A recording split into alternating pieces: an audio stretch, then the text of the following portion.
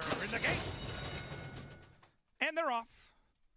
Field came off to a perfect dispatch on the outside. Greater Cairo is the first to show speed. Will take the lead and open up a 2-length lead from Kierkegaard. At the back of this 3-pack is JJ's Crown. The two grays sandwich Kierkegaard, and it's led now by Greater Cairo. Canterbury going to dictate terms here by a 3-length lead. Kierkegaard content to track that one from second. JJ's Crown is scraping paint in third. The opening quarter mile went in a quick 21-2. And Greater Cairo now tries to slow things down. Canterbury trying to tempo this race to his favor, and he leads this race by 3. Kierkegaard is trying to carve into that lead. Nothing yet from JJ's Crown as they bank around that turn. Greater Cairo now sees that 3-length lead cut in half. And Kierkegaard is breathing down his neck. JJ's Crown is starting to make up some ground. They went 44-3 to the half mile, and Canterbury is all over Greater Cairo, and he's joined in kind by Kierkegaard at the top of the Canterbury stretch, and Kierkegaard is up to take a short lead away from Greater Cairo. JJ's Crown never fired. Final furlong, and here's Kierkegaard drifting about, leading it by a length and a half. Greater Cairo still under urging, can't keep up. Kierkegaard has won 2 in a row. Luis Negron, Kierkegaard in front.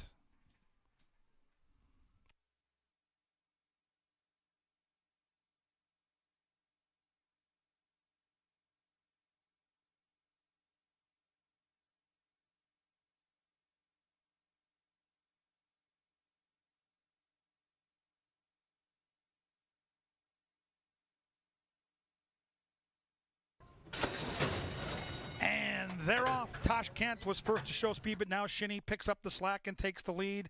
And the last horse away is Bobby Baby. On the outside, Tosh Kent. On the inside, it's Shinny. And those two have gone a couple lengths clear of Derby Code, who's a little closer to the pace here tonight. And a length back of that one comes Bobby Baby. The 4-pack travels past the judges and up that first turn, and onto the backstretch they go with Shinny and that 5-race win streak leading it by a long neck. The outside of Shinny is Tosh Kent. Then it's 4 lengths back to Derby Code.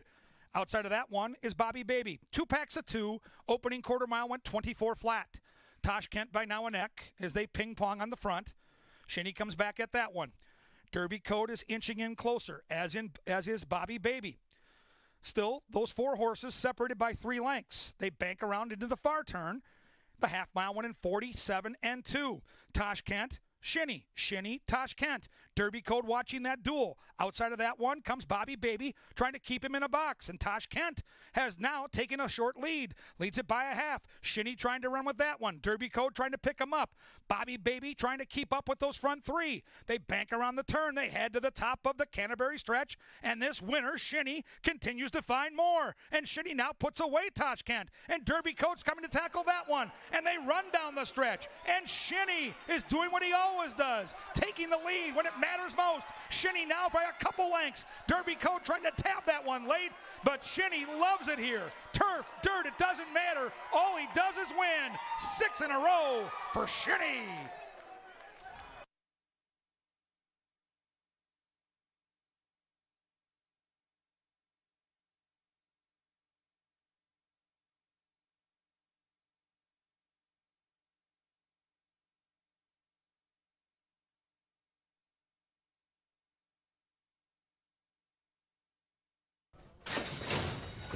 And they're off. A stumble out of the gate for Dancer on the Beach, who's last and spotted the field about 7 lengths. Checkmate, the first to show speed, joined by It's a Boy. And again, the last horse away, way at the back is Dancer on the Beach. Copper Fiddle's in third. Outside of that one comes Creative Plan, and then it's a gap of 3 back to Omen of Change. And they're not going to persevere on Dancer on the Beach, who's being pulled out of the race. Dancer on the Beach being pulled out of the race. Back around that turn, they go up the backstretch with Checkmate and Quincy Hamilton opening up a 3-length lead on Copper Fiddle. It's a Boy content to be restrained early here by L.A. Valenzuela. They've got a half length behind that deuce. Then we come back to Creative Plan, and at the back of that clump is Omen of Change. Just 5 lengths separate the field right now in an opening quarter that went 23 and flat. Honest enough for Checkmate, who's trying to win 3 in a row, and Quincy Hamilton still has plenty of horse right now as they bank up the end of that backside. and head to the far turn. Copper Fiddle tracking coyly in second. It's a boy on the outside of that one. Inside comes Creative Plan. Echoberry now asking for more from that one. And then it's Omen of Change who's trying to unwind. Still Checkmate through a half mile that went in 46 and 2. Checkmate from Copper Fiddle, and It's a Boy now swings to the grandstand side, and they run down that Canterbury stretch. Checkmate and Echoberry's all over Creative Plan. Checkmate, Creative Plan. Checkmate still there. And here comes Creative Plan now. Creative Plan and Rye Echoberry with a well-timed move to get the money late.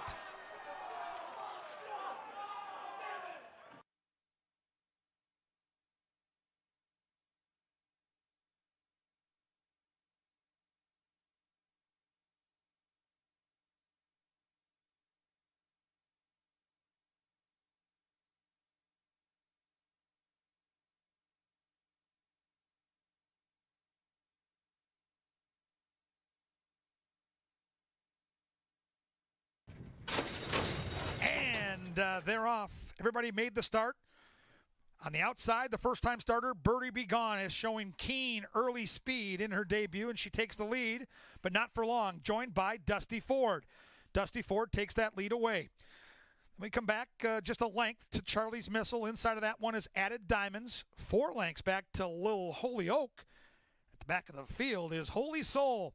10 from front to back. Pace battle on the front end sees Dusty Ford and Alex Conchari leading it by a measured length. They went 21 and 4 for the opening quarter mile. Quincy Hamilton has Birdie Be Gone, that debuting horse right there in second. Added Diamonds is kind of spinning the wheels. Charlie's Missile's trying to close in. Nothing from Little Holy Oak or Holy Soul. They'll need some divine intervention from back there as they bank around the turn. And the speed duel continues. And on the outside is Birdie Be Gone. On the inside is Dusty Ford. Dusty Ford made the turn but can't keep up right now. Birdie Be Gone is going gone right now. Good looking debut as Quincy Hamilton asked the question, and this gray really responds in kind. A gutsy effort by Dusty Ford, but Birdie Be Gone, one look was all it took.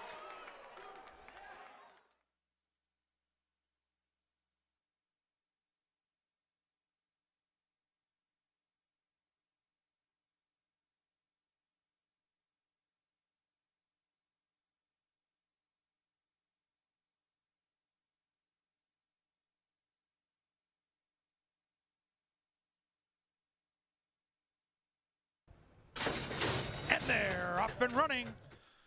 Field came off to a nice dispatch. One from the rail goes Ships Creek to show early speed. In between horses is Lady Astrid also showing alacrity. And Time in the Tavern intensifies that early pace. The last horse away is the 2 horse, Include an Attitude. The 1 horse right there, Gemstone Gale, checked for racing room, a little bit ranked now, and having some issues there is jockey Luis Fuentes.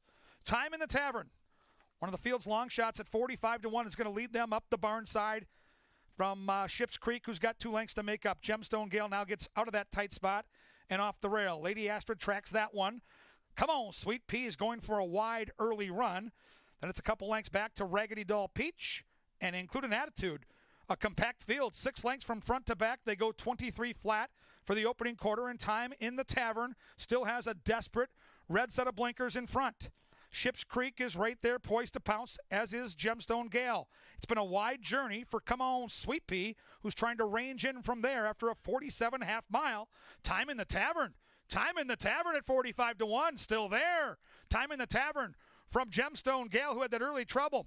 In tight is Ships Creek. Come on, Sweet Pea. Still wide, still charging. Lady Astrid is next. The others better start running. Top of the Canterbury stretch. Long shot, Time in the Tavern from Gemstone Gale. Come on, Sweet Pea to the outside. Inside is Ships Creek, looking for the light of day, and here comes Lady Astrid, splitting horses. A cavalry charge. She's Gemstone Gale to the lead. Gemstone Gale, come on, Sweet Pea. Gemstone Gale, come on, Sweet Pea. Gemstone Gale gets the money tonight.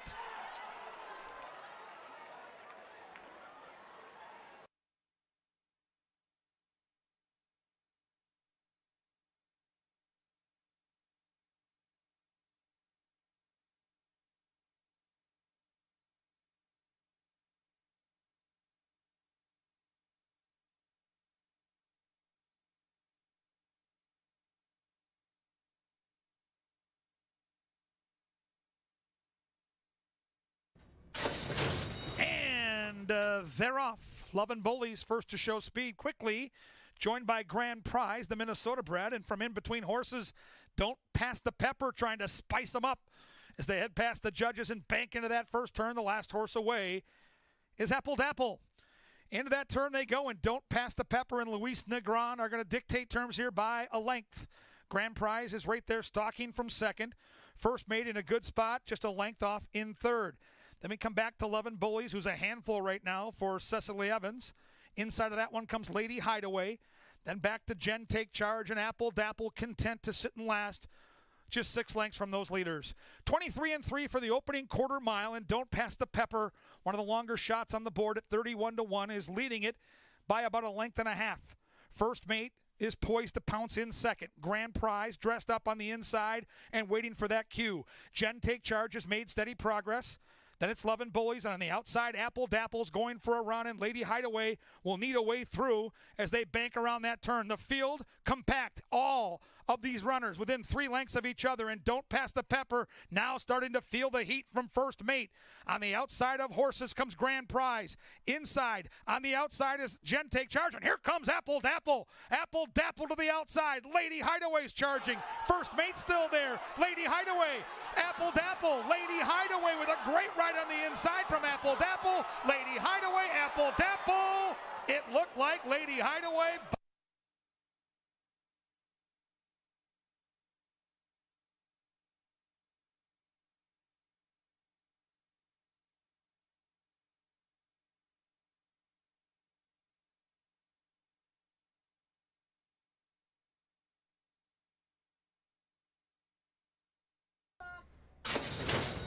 And they're off. Carmel Angel last in line, first out of the gate, but that changed quickly as Bubba Bob and Hot Artie are going to crackle on the front end as they run by the judges. The last horse away, the Big Gray, Hold the Spice. Hot Artie hugging the rail and leading it by a length from Bubba Bob. After Bubba Bob, it's Hold the Spice on hold currently as well in third. Then it's Carmel Angel, a length back to Try Spot, saving all the ground. Outside is I'm a Harley 2 going for an early run, and then it's 4 more lengths back to Hold the Spice. A very tempered 25 flat opening quarter mile for Hot Artie, and the long shot is still leading the pack and leading by a length and a half. Bubba Bob tracking that one coyly. Then it's Carmel Angel. Still wide is I'm a Harley 2, but just within 2 lengths of the lead. Tucking in nicely is Thick Haze, just a couple lengths behind those leaders. Then it's Try Spot, who's starting to unwind along with the Big Gray Hold the Spice. 49-2, very slow fractions for Hot Artie. Hot Artie is still there, but for how long? The complexion starts to change. Bubba Bob putting the heat on. Hot Artie feeling that heat from Bubba Bob. On the outside, I'm a Harley 2. And in behind horses, here comes Thick Haze. And rounding to the outside is Try Spot. And they run down that Canterbury turf. And still Hot Artie leading. But Thick Haze has momentum. And Thick Haze is ranging up to take that lead. Thick Haze opening up here. A heady ride by Luis Fuentes. Thick Haze in front.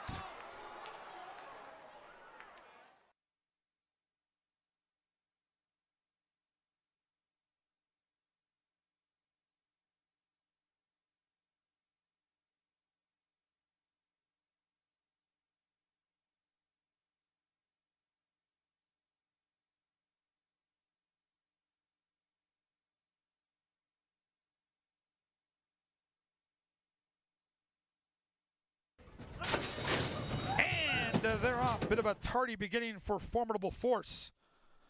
In between horses, it's approved, and the one horse reared in the gate. Jerry's Pride and Joy reared in the gate and did not get out and has been eliminated. So the one has been eliminated. So a Stephen King novel to start this race, and Minnesota Lucky trying to take over the race on the front end and takes the lead. In second, we have Approved, and then it's a big gap of 4 lengths back to Irish Major. Outside of that one is So Alive and Formidable Force. After that tardy beginning is some 17 lengths in the rears. 23 flat for Minnesota Lucky as he dictates terms, and Alonzo Quinones has a comfortable 3-length lead over Approved. Approved is trying to track that one from second, and it's a big gap of 4 back to Irish Major. So Alive is starting to make some progress, and Alex Conchari's got him on the move. Formidable Force trying to make up ground after that bad beginning, still 15 lengths away. 46 flat for Minnesota Lucky, and Minnesota Lucky has that lead, but the lead is diminishing, and Approved is carving right into it. So Alive coming alive in third. Irish Major under the stick and not responding, and Minnesota Lucky looking good. Minnesota Lucky opening up by 3. Approved all out. So Alive trying to close in. Top of the Canterbury stretch. Will tonight be lucky for Minnesota Lucky. He leads it by 3. So Alive is chasing. Formidable force from the back of the pack, but into the final furlong, Minnesota Lucky. And Alonzo Quinones trying to hang on. So Alive is coming, trying to get to the wire. Minnesota Lucky. Here comes So Alive in time.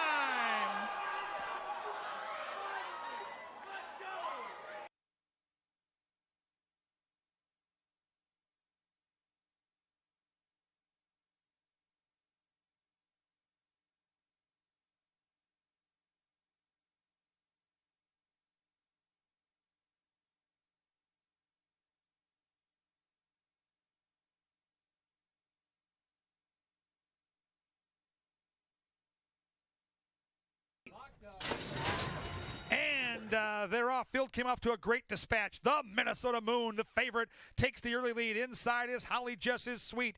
One from the rail is Trippin' Guns, but the Minnesota Moon means business tonight. The Big Gray came to play. The Minnesota Moon driving and clear.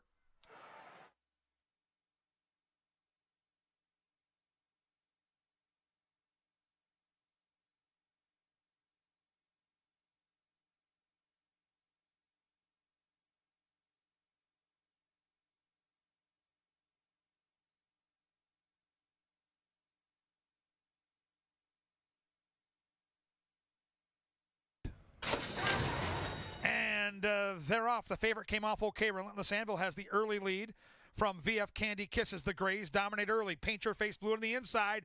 But look at this gray. Relentless Anvil opening up. A good-looking winner indeed.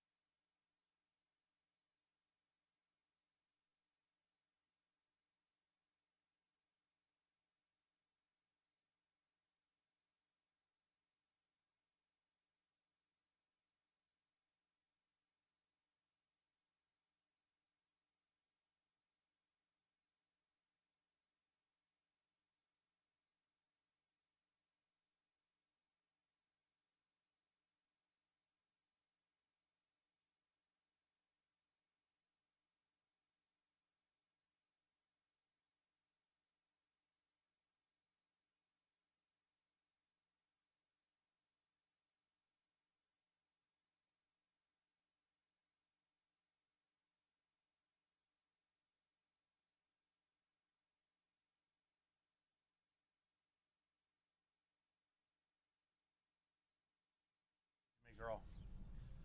Thank you.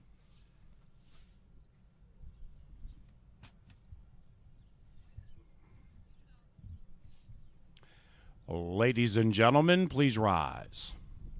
Canterbury Park is very happy to welcome to the winner's enclosure Shane Flanagan with his guitar to start Sunday with the Star Spangled Banner.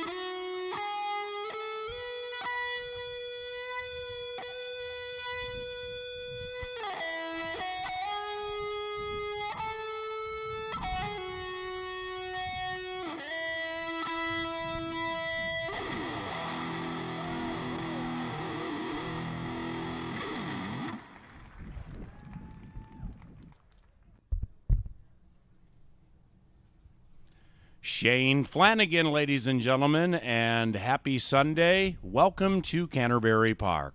We have 8 for you today at Canterbury. The main track is fast, and The turf is firm, people. The turf is firm. the first is on the fast main track, beginning a pick 4 for just 50 cents. And number 4, Zavy Dave, is now ridden by Quincy Hamilton. Hamilton picks up number 4 in race 1, scratch number 5, St. Charles. Race 1, scratch number 5, St. Charles. In the second race, scratch number 1, Tappage. Number 2, Beat the Heat, now ridden by Luis Fuentes. No superfecta wagering in race 2. Third race on that firm turf course. Number 2, Give It Some Welly, is now ridden by Rye Eccleberry. Number 5, Tourist Like Me, for those of you handicapping with past performances. It should indicate ran August 6th in a $4,000 claimer. That's number 5, Tourist Like Me. Had 1 mile on a sloppy main track and ran 9th of 9. That's for number 5, Tourist Like Me. Fourth race, number 4, Holden Tight, now picked up by Rye Eccleberry. Eccleberry is on number 4 in race 4. Fifth race, Turf is Firm, people. Turf is Firm. Number 9, Game of Inches, ridden by Eccleberry. Rye picks up number 9 in race 5.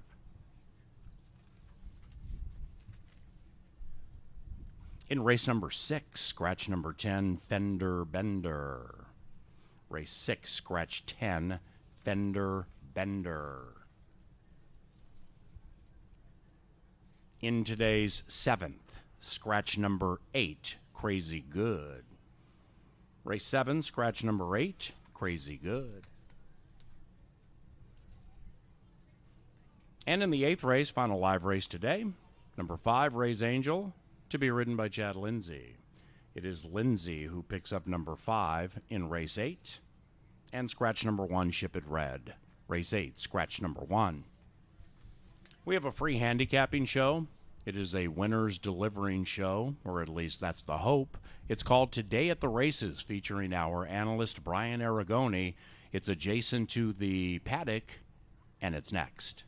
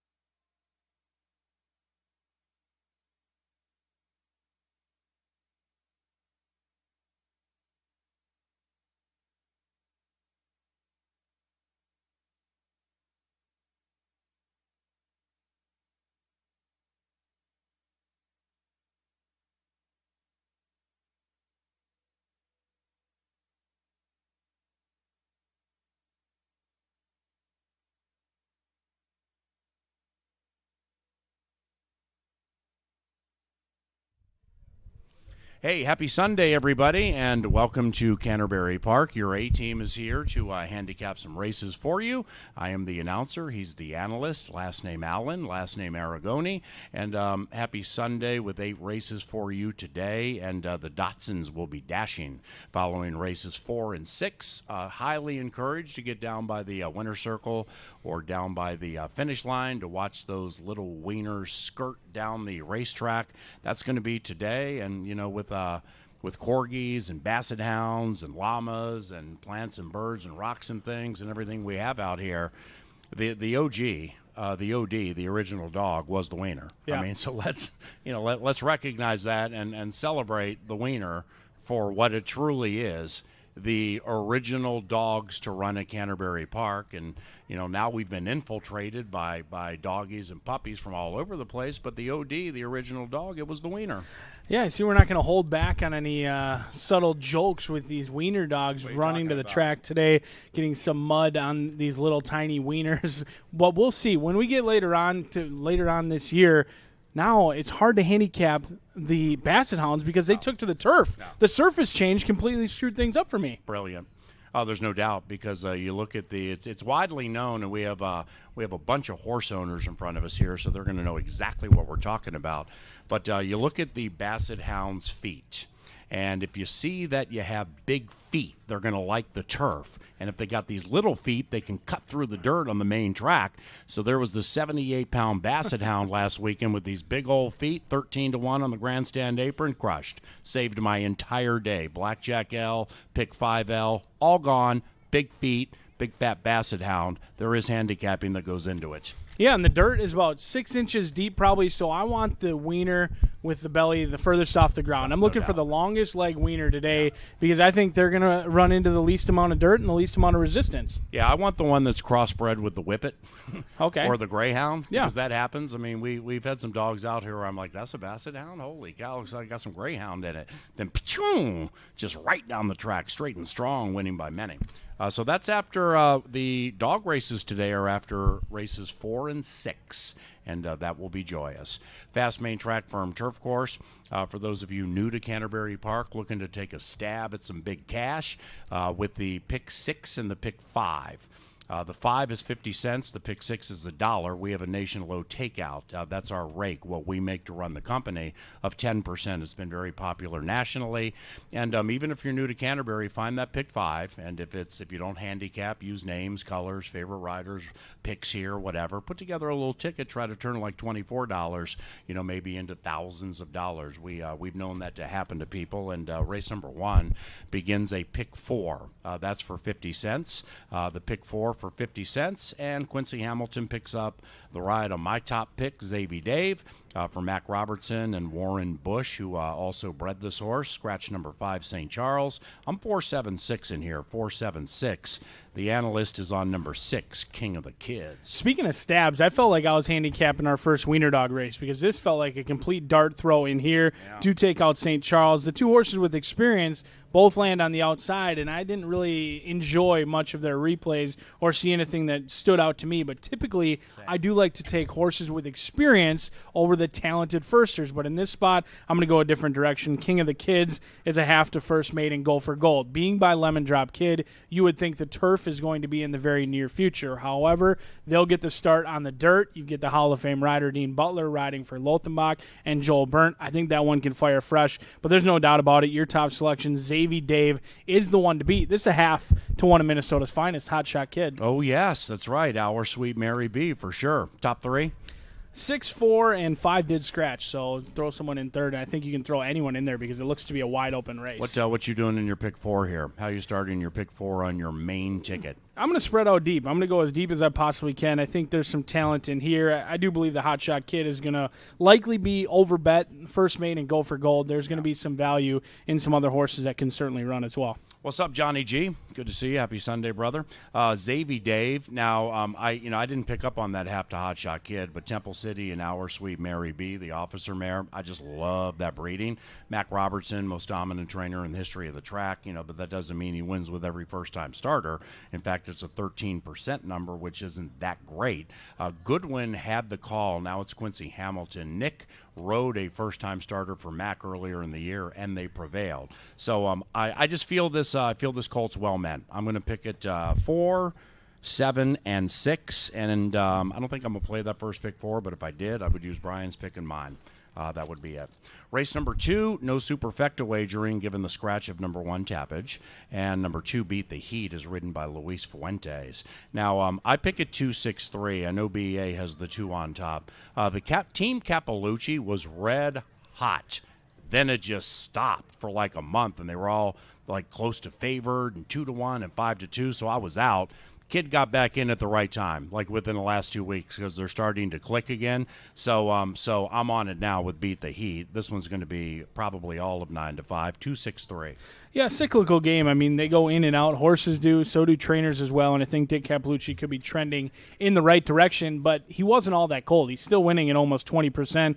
What I like best about Beat the Heat, though, potential value. This horse has run competitively at this level in the past. Back-to-back third-place finishes at 16-1, 24-1. It's a small field. There's no doubt about it. The 3, Lord Dragon, is strictly the horse to beat. That is the horse to beat, and I just couldn't put it on top. 9 to 5. This is a horse where the past 2 races has provided value. Went off at 4-1 in a stakes race. It was a very small field. Got the easy win. Then tried the turf. Went off at 19-1. Didn't run a step. You can draw a line through that race, but when a horse has been a long shot price the last 2 times, it's hard for me to settle for even money or 4 to 5. So there's no doubt about it. The 3 is strictly the horse to beat, but I think the one to bet is Beat the Heat. Has a late running style, should get plenty of pace to chase in here. Fuentes off. We'll see if he can time it right with the Arizona bred to try and go last to first. 2, 3, and 4 for me. What about market analysis or Central Park being lone speed at decent prices? Well, my hope in betting Beat the Heat is that market analysis and Central Park team up. Yeah. I need both those horses to go, because if one of them does go and the other one doesn't, well, now all of a sudden we could have an issue if someone gets brave on the front end. See, and if I were to play that pick 4, I probably would single Beat the Heat and hopefully get 3-1 in a small field and win, because there will be horses at shorter prices, and that's how you get separators in these pick 5, 6s, and the pick 4. When you beat favorite after favorite, that sends the prices skyrocketing. Yeah, I'm going to go Beat the Heat here. Central Park, I'm concerned with that one for sure. Race number 3. And with the third race, we head to the beautiful Firm Turf Course. This begins the $1 pick 6. Pick the winners of the final 6 races today, and boom, you get the money. Rye Eccleberry picked up number 2, Give It Some Welly. Number 5, Tourist Like Me, ran August 6th, $4,000 claimers. The race was a mile. Sloppy main track ran last. I pick it 269. 269. What about you? I'm 2-3-7 in here. Give It Some Welly exits a race. It was a disastrous trip. I mean, I never want to disrespect anyone, but that ride will not be on anyone's highlight reel. That is for sure, because Give It Some Welly deserved to win last time out. Was bet down, went off at 5-2, and was off slow, then between horses, shifted out, and still only lost by a neck that day. I'm hopeful Give It Some Welly can fire back after a really tough trip just 11 days ago. Rye Eccleberry aboard. I think Give It Some Welly is certainly the one to beat. For Tony Ringstorff, who does dive into the claiming box, and that's a trainer who doesn't necessarily put the claim slip down in that box all that often, so I think he likes his horse. Many people have, as it's been very popular. I think Give It Some Welly is going in the right direction. I'm hopeful that Unchaining Melody takes some action in here for Robertino Diodoro and Lindy Wade. Those connections alone, they simply command respect. Anytime I leave them off my ticket, they are consistently burning me. 2, 3, and 7 for me. Well, we can't leave this race. I picked the horse in second. You didn't take it in the top 3. The Enigma that is Kimberly Francis, for both you and I. I mean, it's now she I think overstepped her boundaries last time in that optional 12.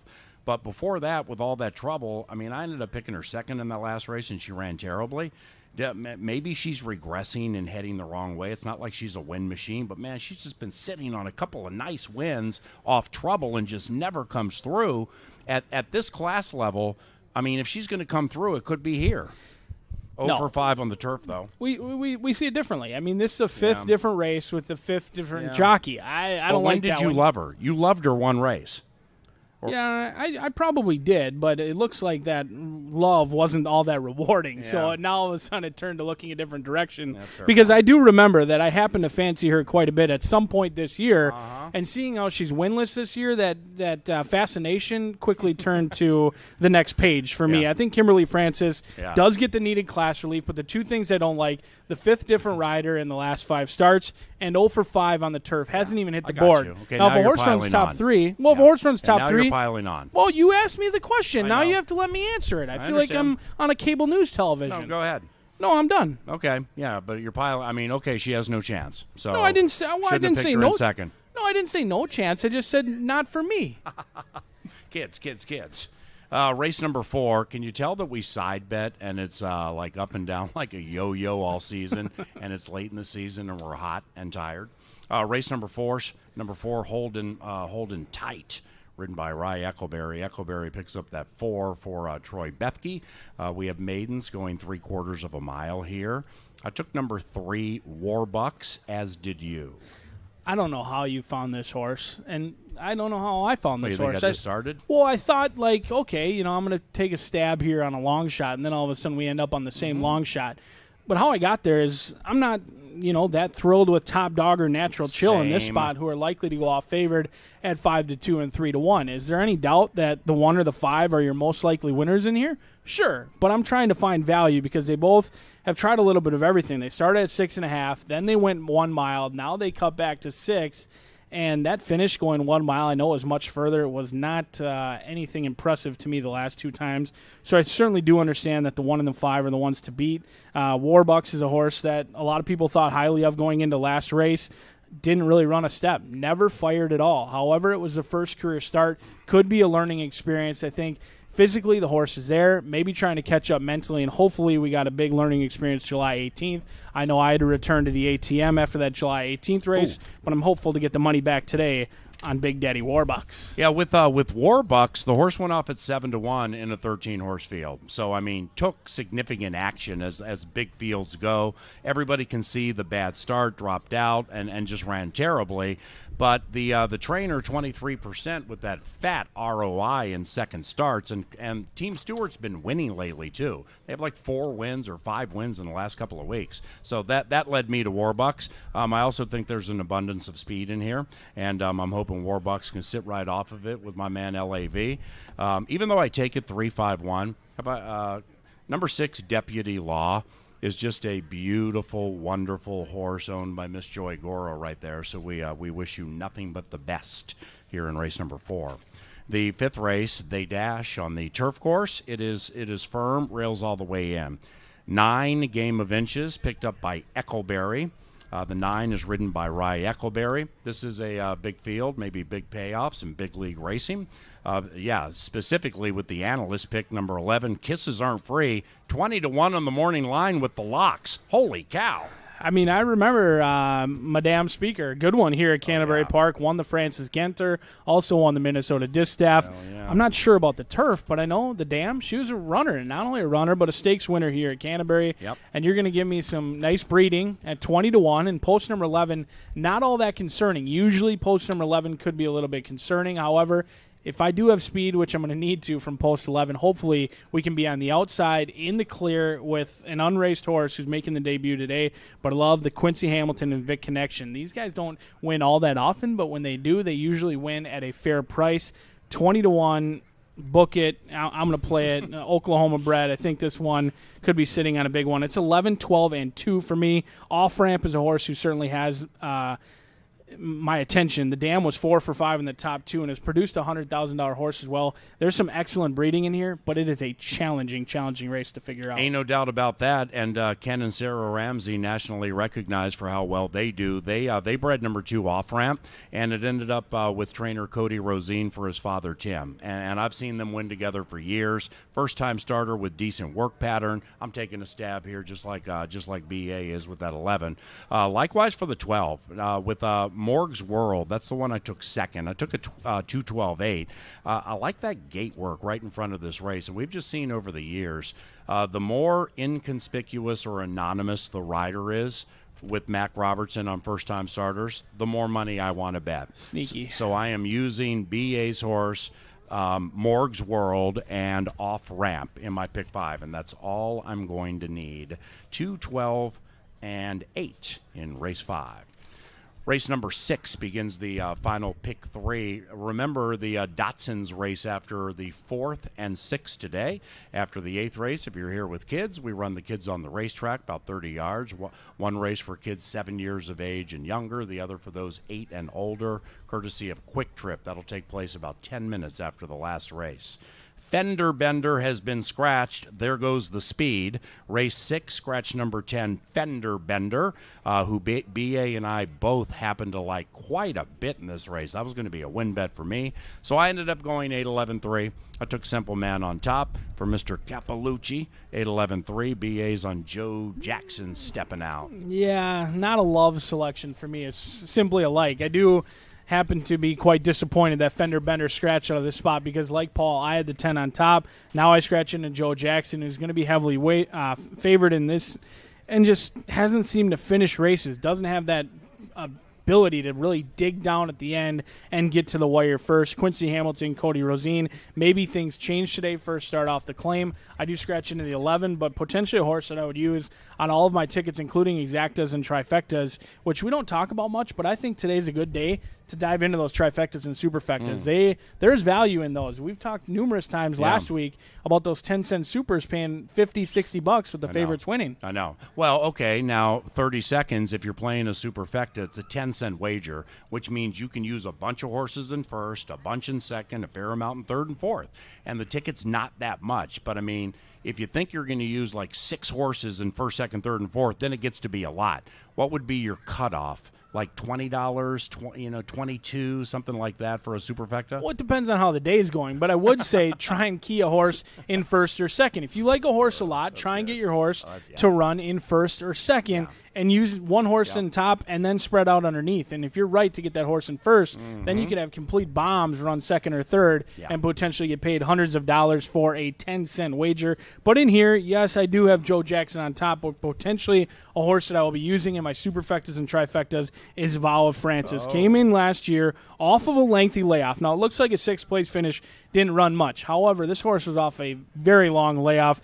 Dean Butler is going to time it right today or time it better with Vow of Francis. Hasn't won in 2 years, had 7 workouts to prepare for that last start, and there is upside. Second start off the layoff, 12-1. HOF in the saddle, 11-3 for me. Yeah, I love that. Great angles to taking a 10-cent superfecta where you can spend $12 with a key or keys and turn that sucker into $200. Love the way you're looking at it. Now we got to be right. 7th race is the penultimate. It begins Dr. Dan's late double. Scratch 8, Crazy Good. I happen to fancy number 7, KB's Mint, a fair amount in this race. I'll explain momentarily. BA's on number 6, Princess Renee. But with number 7, KB's Mint, it is by Philly Faith if I bet to win on her. Why do you like the 6? Well, I want you to load up on the 7 because I'm going to be right behind you, and I'm going to push the win wager on number 6 till it runs out of paper with Princess Renee, Izzy Hernandez, sneaky good on the turf. This is a horse who didn't even finish the race on May 26th, was involved in an incident here, fell over another rival, and didn't finish the race, then came back to run a sizzler last time out at 25-1 behind a heavily bet She's Extremely Hot. You got today, steam. No steam. If you think Peter Mattson would give me anything that resembles steam, you are completely wrong because I'm the last guy in this building that gets any steam. I got you. Princess Renee for me, Tim Padilla, Pete Mattson, Izzy Hernandez, going to be a large win wager. 6, 7, and 3. And see, there are 5 in this race. I ended up picking it 7, 10, 3. And the 6 absolutely has a big chance to win. But with Princess Renee, you're not concerned about generally coming from 6, 7, 8 lengths back? Well, now you're piling on. No, I'm just trying to make my point. No, it's Izzy Hernandez, though. He's sneaky good on the turf, and I think he's going to come from off of it, but I do think he has the ability to sit closer. When he was at Tampa, he sat a lot closer. I think Izzy Hernandez will be aggressive today. Right. They were much the best last time at 25-1. Hopefully we're much the best this time around 5-1. Now, with number 7, KB's Mint, for me, it's by Philly Faith, and we have a class drop, which is not going to hurt. But if you look at the Phillies races all of her life in Colorado and in Iowa, I mean, there's absolutely nothing. Then she arrives to Canterbury, gets on the turf, and she fought until about 175 yards in the race, and then she stopped. Okay, so it's not like 7.5 furlongs cutting back a football field is going to make a difference. Maybe it will, but she just came to life last time, and I don't think there's a ton to beat in here, and I think she's going to be 15-1. So I'm betting maybe win in place on that 7, definitely in my pick 5, 7, 10, 3 in race number 7. And the 8th race, the luckiest of all, Lucky Lasts. It is a turf race, and we sprint. Scratch number 1, Ship It Red. 5, Ray's Angel, ridden by Chad Lindsay. 6, 3, 7 for me. It's Pickin' and Gren. Pickin' and Gren. BA jumps on over there to Plain Talk for Max. Sneaky. There's a lot of speed in this race. There's a ton of horses that want to go to the lead. The 3, 7, and 8. When that happens, you have to try and figure out the fastest of them all, or take a horse that comes from off the pace. But the 1 is specifically in the opening quarter lickety split fast, so it pulls a little out by being scratched. Yeah, I think that's a difference maker. But College Party is super quick, along with Plain Talk, and then you've got the Star Tribune top selection in Jody's Angel. Oh. They're fast, but I think Plain Talk is the quickest of them all. Alonzo Quinones does a great job on the lead on our turf course. I do like the 10 as well, Biarritz, but post number 10, when you're going to come from off the pace, is challenging. 7, 8, and 10. I assume with your selection of the 6, you agree there is a lot of speed in here. Yes, and I have somebody who's 4 for 9 in the top 2 on the turf, legged up, coming here from Texas. Not like he arrived yesterday and then he has to race. He's been here a month and a half, worked up to the race. Fast half mile, thumbs up gang, wins a bunch of races. Echoberry is familiar with the horse from Sam Houston, won on the horse. I like this horse a lot. This is going to be a win bet for me. But I think I might pull back on my win bet a little bit because the analyst referenced the Star Tribune and the selections in the Star Tribune made by one of our dear friends, Jay Litza, somebody with whom we handicap up in the press box, and we bet together. And what a great family that is. A family who bets together, loves together. He told me before I came down here, he's making the biggest win bet of his life on number 8, Jody's Angel. I'm just going to leave it at that. So, Thunder Gulch-esque? And the Litza, not Thunder Gulch sweatshirt guy.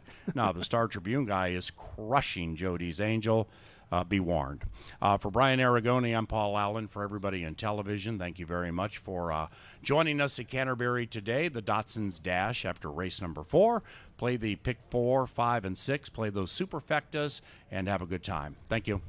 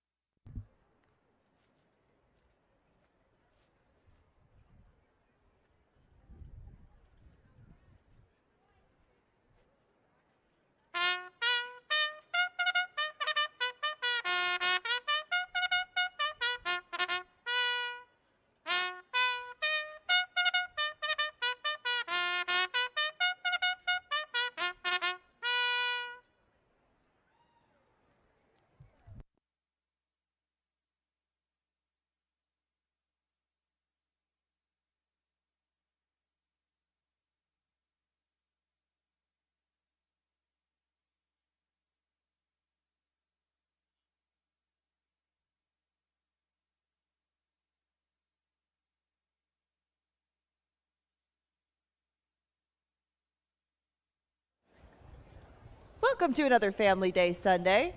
Beautiful crowd already turning out with 6 minutes to post for race number 1. We've got babies to kick us off in race number 1. They were bred in the state of Minnesota, and these 2-year-olds go 5.5 furlongs. Scratch the 5, St. Charles. Exactas, tries, 10-cent supers, doubles, and 50-cent pick 3s are all on the wagering menu in addition to the 50-cent early pick 4. Brian Aragoni is going to take you through that sequence momentarily and give you a ticket that hopefully puts a little bit of cash in your pocket. It is Family Day. It's also the first Wiener Dog Racing Day. We're going to have a couple of heats after 2 different races today, so get a position right down here at the rail. They'll be on the dirt today, unlike the Basset Hounds, so get up close, get in here. It is fun to watch the Dachshunds race right out here on the track. They're a lot of fun. You're going to want to get close as you can. 8 races today on fast dirt, firm turf. And that late pick 4 will begin in race number 5. I'll talk you through that one. Brian, again, will go over the first one in just a moment. The 10% takeout pick 6 is starting in race 3 today with no carryover. That's $1 minimum. The 50-cent pick 5 starts in race number 4. That's also our new 10% takeout wager this year. If you've never tried a pick 5, it's an interesting sequence today, and it is the lowest takeout in the country, so you'll want to dive in and take a look, as Brian Aragoni will also give you a ticket to base your wager on in race number 4. We're coming up to this first race in about 5 minutes, and right now your 2-1 favorite is the 6, King of the Kids, making his first start for Joel Burnt. Brian Aragoni is going to try to start you off with a winner in the pick 4. Brian, what do you think?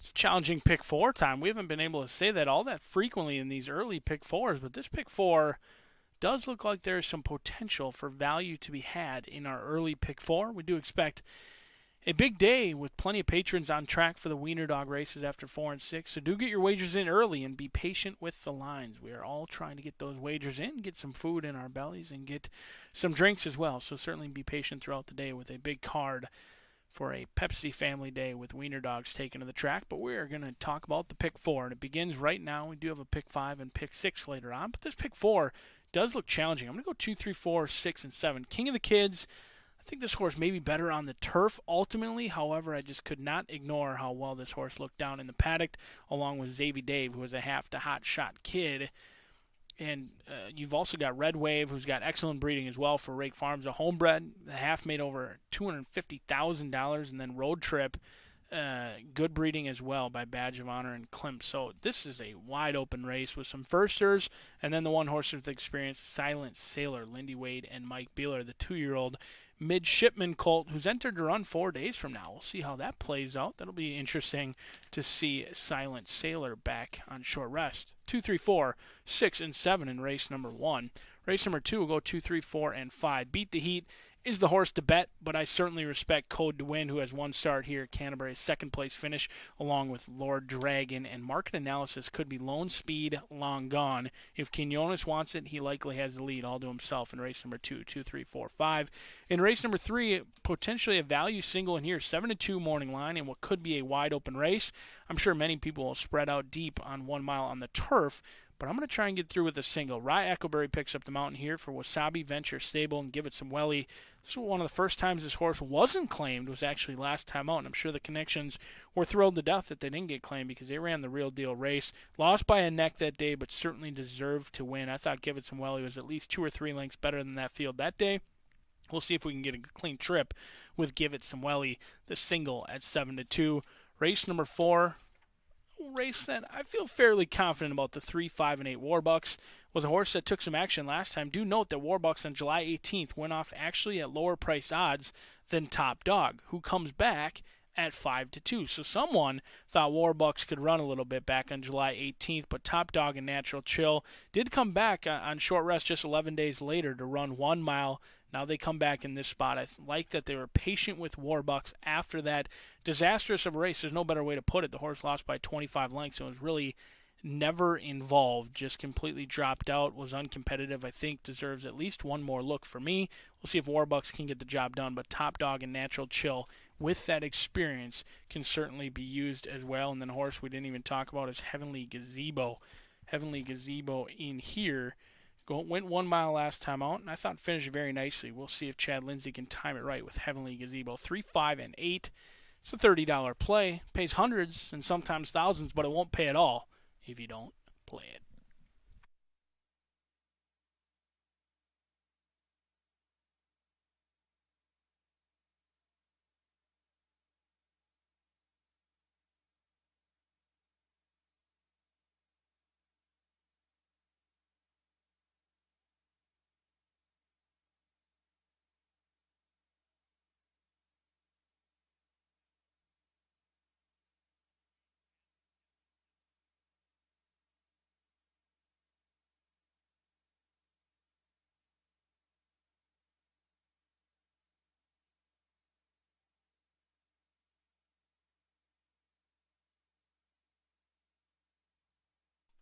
Ladies and gentlemen, directing your attention to TV monitors or the big screen in the infield, we are celebrating the memory today of one of our horsemen and dear friends, Joe Barra. There are friends and family members assembled in the winner's enclosure to celebrate the life of our fallen friend, Joe Barra. Thank you for coming, ladies and gentlemen, and God bless.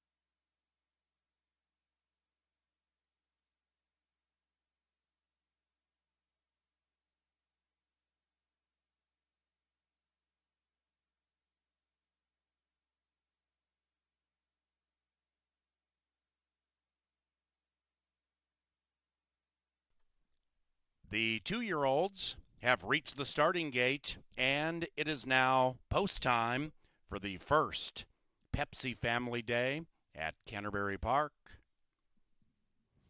A cast of 5 first-time starters and a couple with experience, Silent Sailor and Eyes Flying By. King of the Kids is a first-time starter, 2-1 in favor. The Wiener Dog races follow the 4th and 6th. About 240, 245 for the first pair of Datsun Dashes. A bevy of family activities available today at Canterbury Park on Family Day. And for the adults, we have a beverage table adjacent to the winner's circle, to the right of the circle. And there is nary a line. Here is Eyes Flying By, last one in, King of the Kids, 9-5.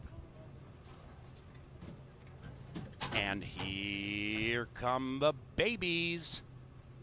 And they're racing. Slow beginning for the firster. Wildcat Sky, Silent Sailor, and Eyes Flying By. The 2 with experience popped 1-2. But now Zavy Dave and the locks come flying through. Road Trip also with some speed. Road Trip near the lead. Then it's King of the Kids to the outside of them. After that, it is Red Wave, 5 lengths from the speed. And about 7 clear from Wildcat Sky. 2 and 4 slug it out with 3 furlongs to go. Zavy Dave Dave to the outside of Road Trip, who's being niggled at a tad. And outside of that, we have not Wildcat Sky, Silent Sailor right behind the leaders. And behind them also is King of the Kids far outside, his eyes flying by at 17-1 as they charge down the Canterbury Park stretch. Zavy Dave puts away Road Trip. Outside that long shot, eyes flying by, but eyes flying by has eyes watching Zavy Dave run into the winner's circle.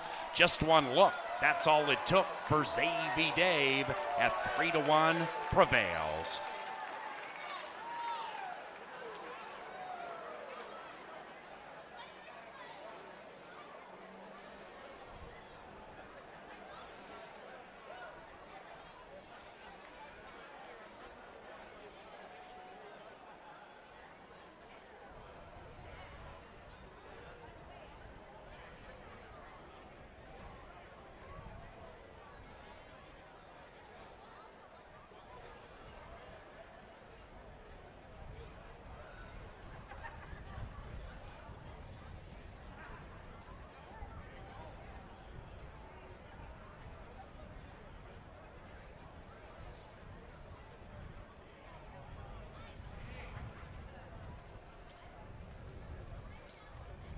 Hot Shot Kid's brother first, 4-2-8-3. 105.13, the final time by Zavy Dave. Ladies and gentlemen, racing at Canterbury each and every day is provided by Apple Autos, Atomic Data, College City Beverage, Continental Diamond, Grey Duck Vodka, Gallagher Benefit Services, iHeartRadio, Jim Beam, Quick Trip, Loeffler, the Minnesota State Lottery, Pepsi, the Star Tribune, and Wayne Anderson Esquire. We'd like to welcome the mayor of Kearney, Nebraska, Mr. Wayne Anderson, to the racetrack today. Enjoy your stay, sir. The first is official, and the exacta paid nearly $30, HOF on top. 10-cent superfecta, $83.68. And the trifecta paid $123 for a 50-cent wager. Big payoffs to kick off Family Day at Canterbury Park. The second is courtesy of Atomic Data, the preferred IT solutions provider for Canterbury Park. And with the second race, scratch number 1, Tappage. Number 2, Beat the Heat, is picked up by Luis Fuentes, and there is no superfecta wagering in race 2.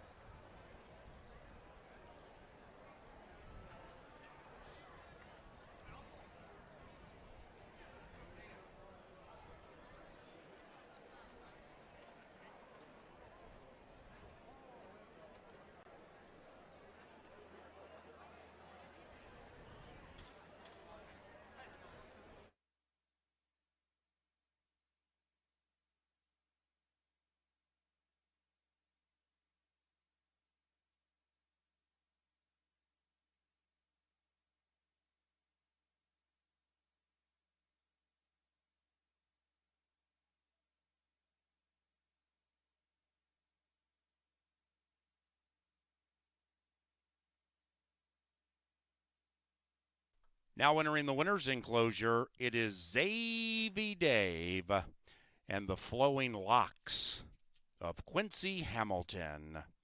Zavy Dave is a 2-year-old son of Temple City from the officer mare, Our Sweet Mary B. The winner is owned by Warren Bush, and Mr. Bush also bred Zavy Dave in Minnesota. Ladies and gentlemen, whether you are on site or online, we thank you very much for spending part of your Sunday with us at Canterbury Park.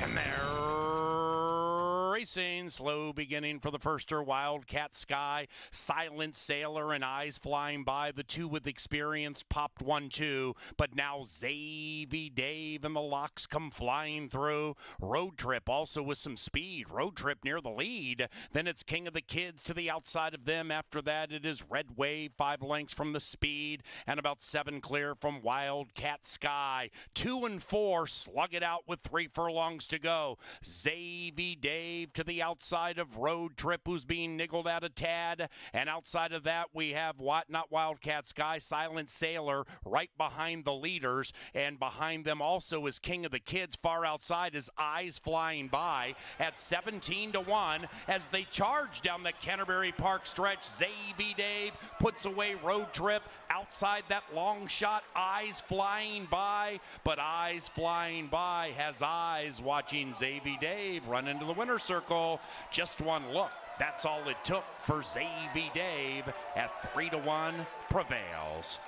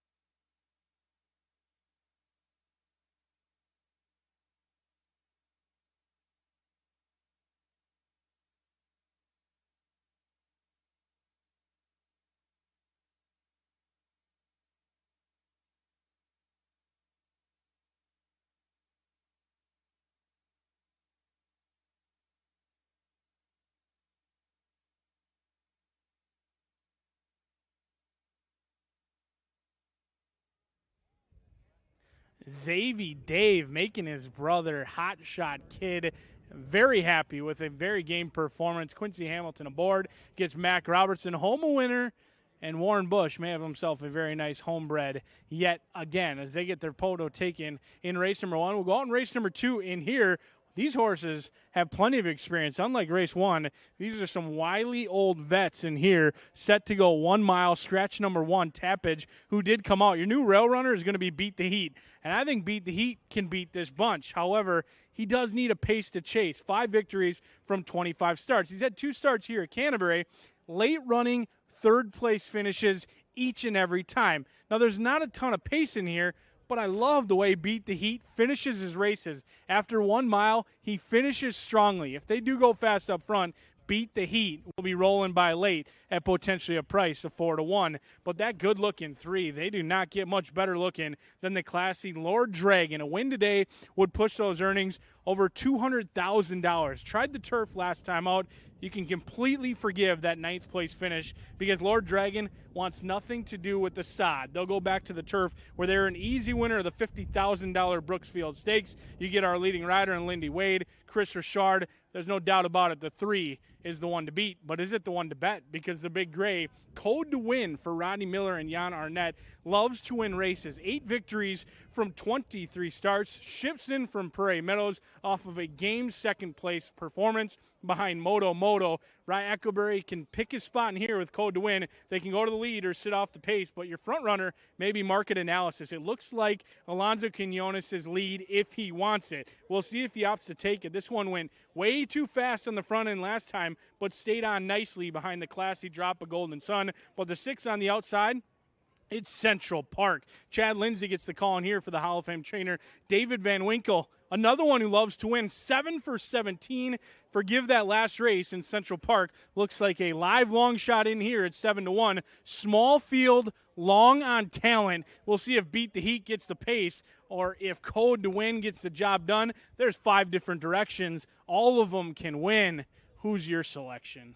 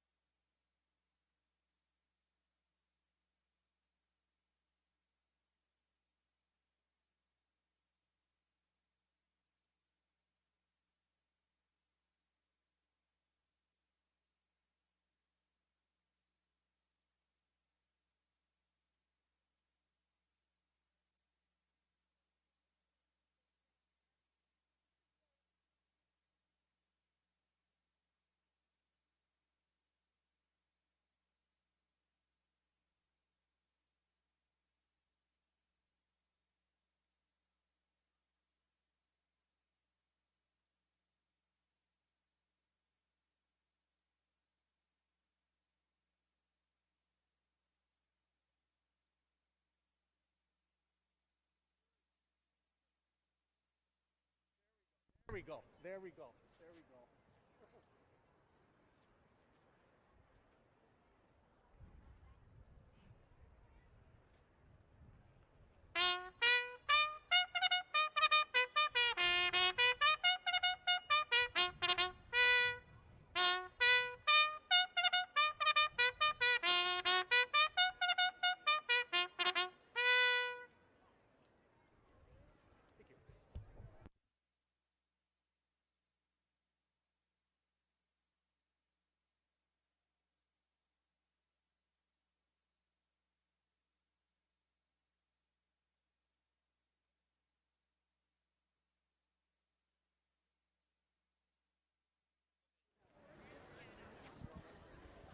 We'll take things a bit further in distance for race number 2.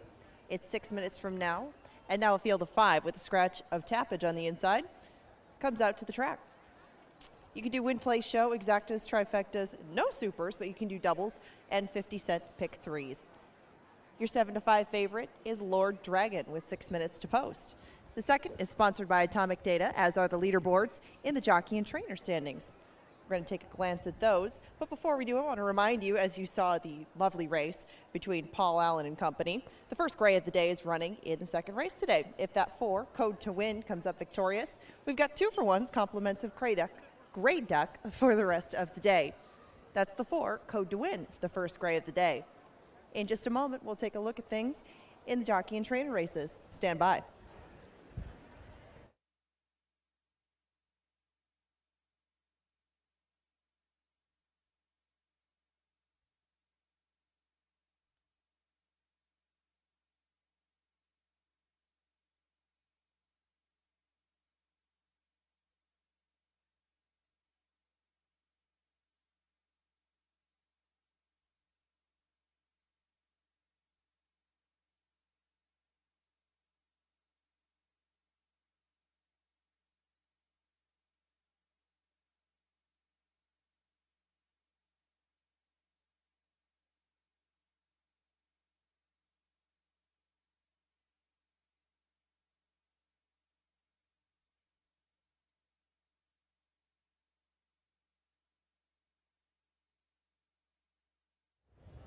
As we mentioned, Atomic Data sponsors the second race each day. They also sponsor our leaderboards, and we thank them for their continued support of racing here at Canterbury Park.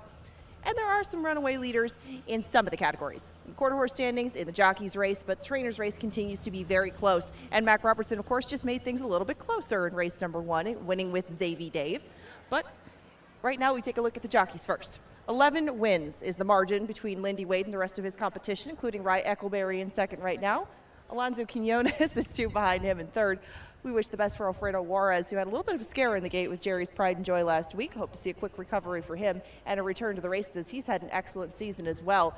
A lot of these different jocks have had different 2- and 3-win days, but Lindy Wade continues as the clear leader. Robertino Diodoro is a few in front of Mac Robertson now. Mac Robertson did win that first, and he's got a lot of entries today. He had the most in the entry box. 5 races today, you will see that name. Also for Nevada Litvin, everything has been firing from that barn lately. He's got runners in 4 different races today. Robertino Diodoro still in front with a few race entries this afternoon. That's a look at the trainer and jockey standings, compliments of Atomic Data. They are getting ever closer to the gate. It's now in place with 4 minutes to post, and your 7-5 favorite remains the 3, Lord Dragon. Remember, we have Dachshund races coming up after the 4th and the 6th, 2 heats apiece. You still have a little bit of time before that and a little bit of time before race number 2. We're now 3 minutes to post.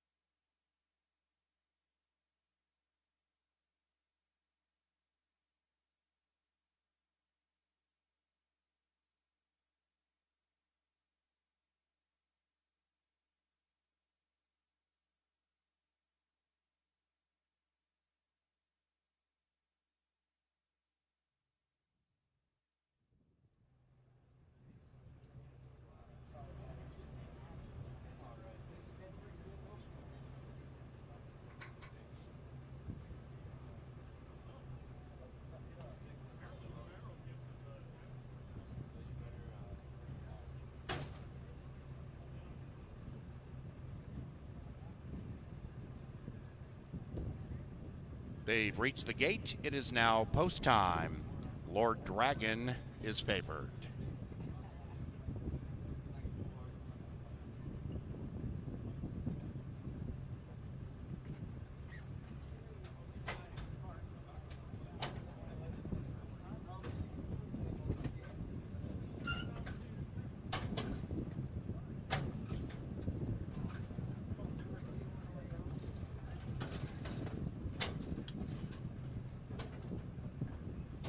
And there's one back.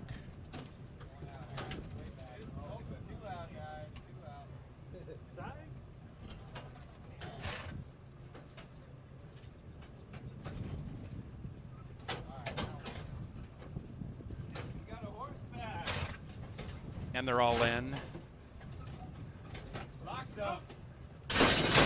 They're racing.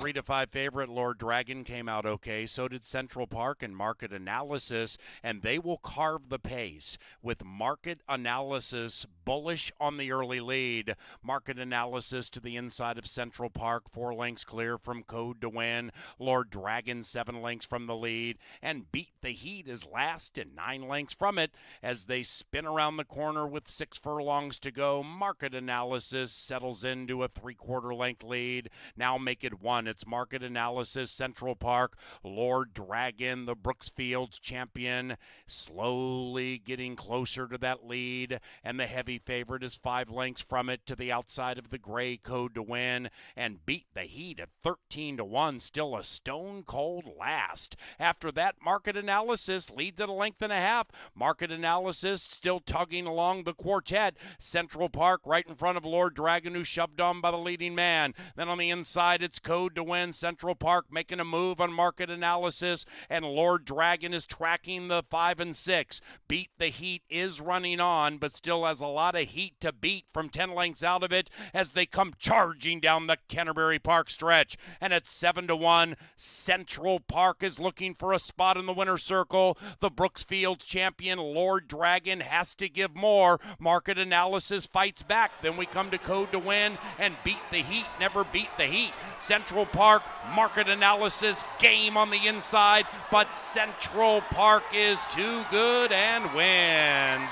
6-5-3, race 2.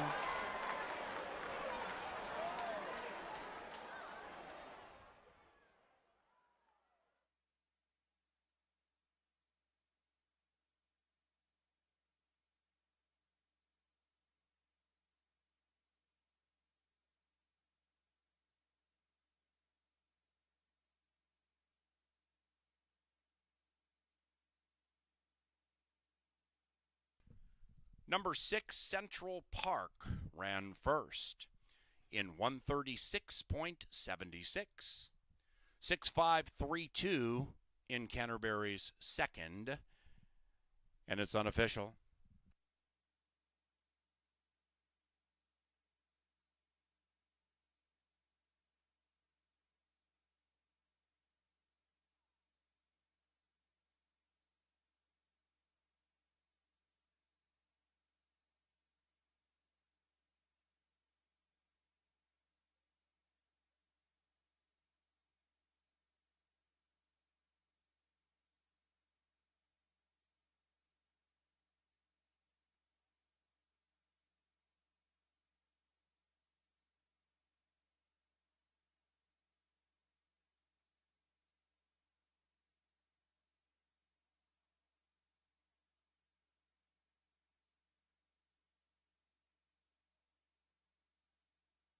The second race is official. Back-to-back races, Sands favorites prevailing. Legitimate upset here at 7-1 in a 5-horse field. Exacta 25 and change. 4-6 double, 24-1 on your money. The trifecta for 50 cents, paid $20, favored in third. And the third race is about 22 minutes from now. Turf course is firm, rail all the way in. Number 2, Give It Some Welly, is picked up by Rye Eccleberry. This race begins our pick 6. Now entering the Mystic Lake Winner Circle, it is Central Park and Chad Lindsay. 3 victories this week for Chad. The winning owner, James Thayers, and the winning trainer, DVW, David Van Winkle. Central Park. The 3rd race is courtesy of Bud Light Seltzer, sold all throughout Canterbury Park. And if interested, you can bet on our races right from your phones. It is Bet Canterbury. Use betcanterbury.com and make plays right from your phones. If you're interested, stop by an information center to get details and to sign up for Bet Canterbury.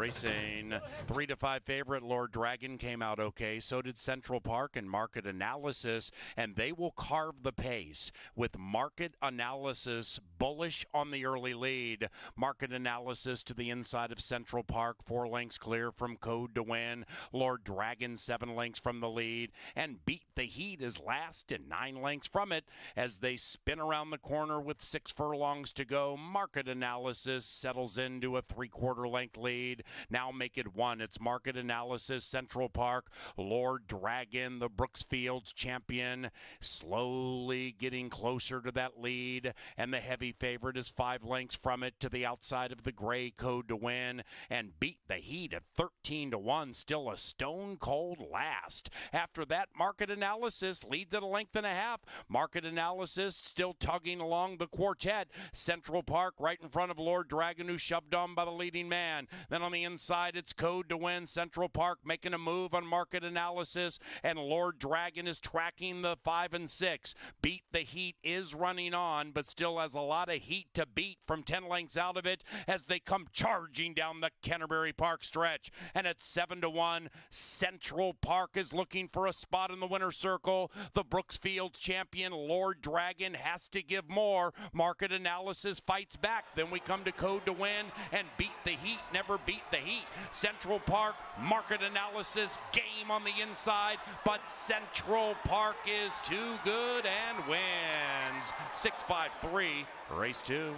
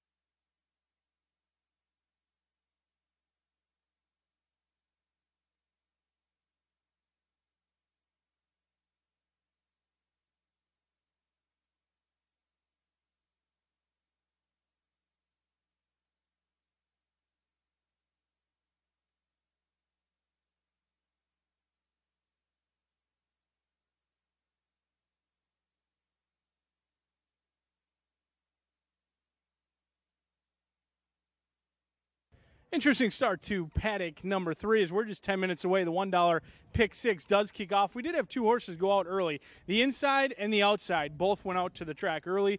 Dusty Princess went out cool, calm, and collected. Your outside marker, not so much for Western Berlin, but a great job by Aurora staying aboard, getting Berlin on the track safely down here in the paddock. But I'm going to try number 2, Give It Some Welly, 3-1, a great value player in here. Do note, Alfredo Juarez off, Rye Eckleberry on. The Big Gray only has 1 win this year, but based on the performances I've seen, it deserves to be 3 or 4. As Give It Some Welly does have a tendency to run into trouble. Now, I'm not sure if it's been a rider error, unlucky races, or what it may be, but Give It Some Welly exits very troubled trips. Had a disastrous trip last time out. Should get a cleaner one today. Has been the beaten favorite the last 3 times, but you'll get value today on the Big Gray at 3-1. The 3 is Unchaining Melody. This is a deserving favorite in here. Lindy Wade, Robertino Diodoro. This jockey-trainer combination winning at 30%. That is absolutely unheard of. It'll be the 14th time Unchaining Melody tries the turf, looking for win number 2. 5-2, a lukewarm favorite at this point. The 4 is Superstar B. Alonzo Quinones gets the call in here for Mac Robertson, the 7-year-old mare. Has 3 victories from 41 starts. The problem is 19 second and third place finishes. Rarely gets the job done. We'll see if Quinones can time it right with Superstar B. The 5 is Tourists Like Me, Carlo Lopez and John Shepard. 2 for 13, lightly raced, but 0 for 5 on the turf is yet to hit the board in those 5 turf tries. And speaking of 0 for 5 on the turf, right next door, Kimberly Francis for Bruce Rican and Luis Valenzuela. This horse has another one who's had some troubled trips in the running line, but hasn't preferred the turf necessarily over the dirt. We'll see if Kimberly Francis can fire a big one on the turf today. The 7 is Bella Figura. Luis Fuentes and Dick Cappellucci looks picture perfect down here. Both the 7 and the 8 look very nice in the walking ring. Lila's Lucky Lady gets your winning rider, Chad Lindsay, aboard. We'll see if Lindsay can go back-to-back for Mike Beeler and North Star Stables with Lila's Lucky Lady. And the 9, a misfit in the paddock. Could this one be trouble for the rest of the field as well? Hasn't been seen since August 4th. That was the first start in a 2-year layoff. We'll see if Western Berlin can keep the trouble out on the track at 7-1. But I'm going to try the Big Gray, Give It Some Welly, as the field goes 1 mile on the turf. And we'll kick off the $1 pick 6.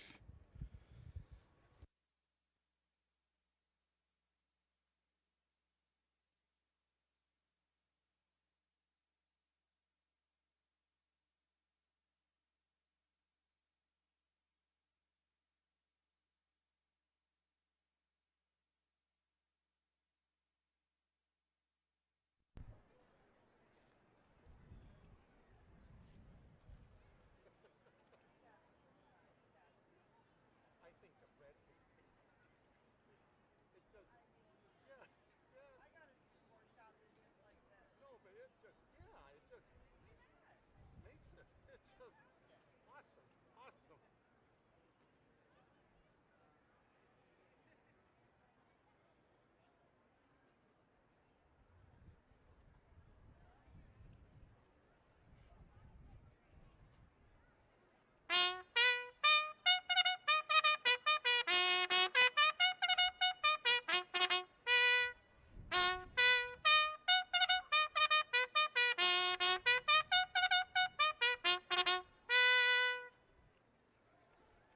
Thank you.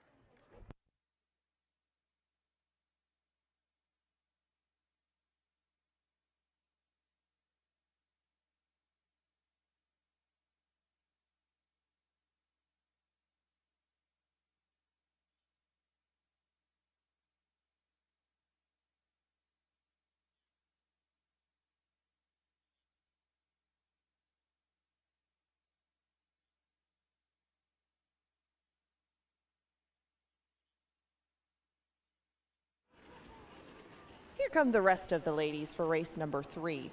We had a couple come out early, that being Dusty Princess and Western Berlin. They're on track, and now they are joined by the rest. We don't have any scratches in this race. However, Give It Some Welly number 2 will be ridden by Rye Eckleberry. The field of 9 has a 5-2 favorite in Unchaining Melody. They go 1 mile on the turf in here. Lots to wager on if you so choose. We have exactas, trifectas, 10-cent supers, doubles, pick 3s, and the 10% takeout $1 pick 6. If you'd like to take a swing at that, you have 5 minutes to do so. And before we get to race number 3 and to the dogs after race number 4, just a few things to remind you of.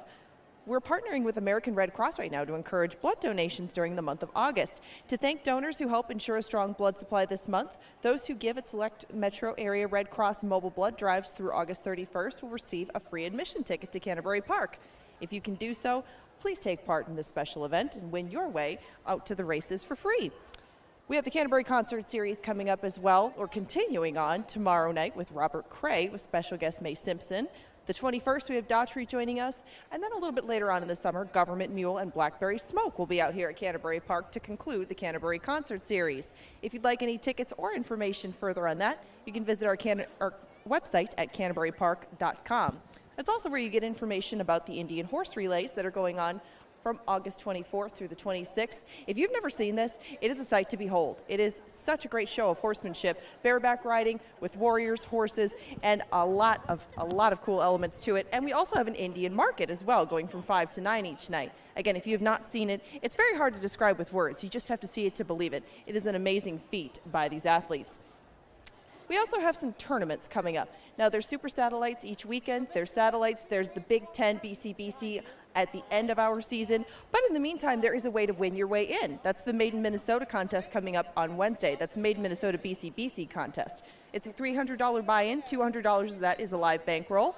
And whoever comes up victorious in there, depending on how many entries we get, wins their way into the big one at the end of the summer. That is a valuable entry to win, and you can get into it on Wednesday, both on premises and on ExpressBet. Check out the rules and all of the details at CanterburyPark.com. The hammer time is coming up in this race as well, and you can see her on screen. That's Give It Some Welly, now ridden by Rye Eccleberry. Give It Some Welly has had a little bit of bad racing luck when it comes to recent times. She's run well over the Canterbury turf course, better than her 0-4 record would indicate, but Give It Some Welly seems to be a little bit of a difficult ride.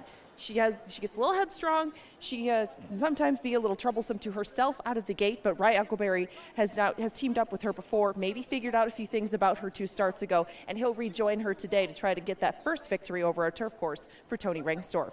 Give It Some Welly is the Budweiser Hammer Time, picked out by BA today, and she is currently 2-1.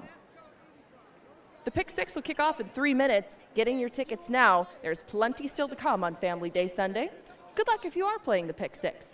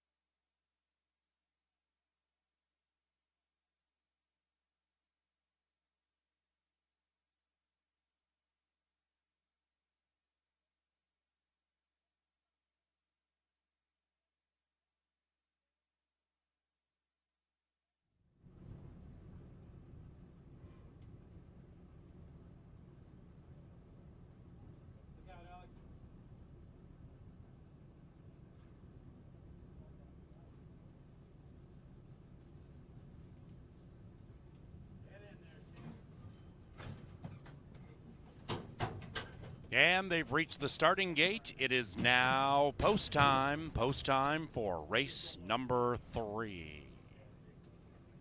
The first turf race today, it is firm. Give It Some Welly and Unchaining Melody, top 2 in the win wagering.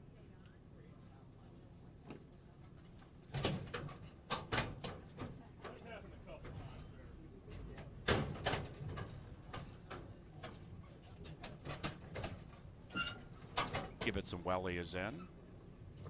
Now the mare Unchaining Melody.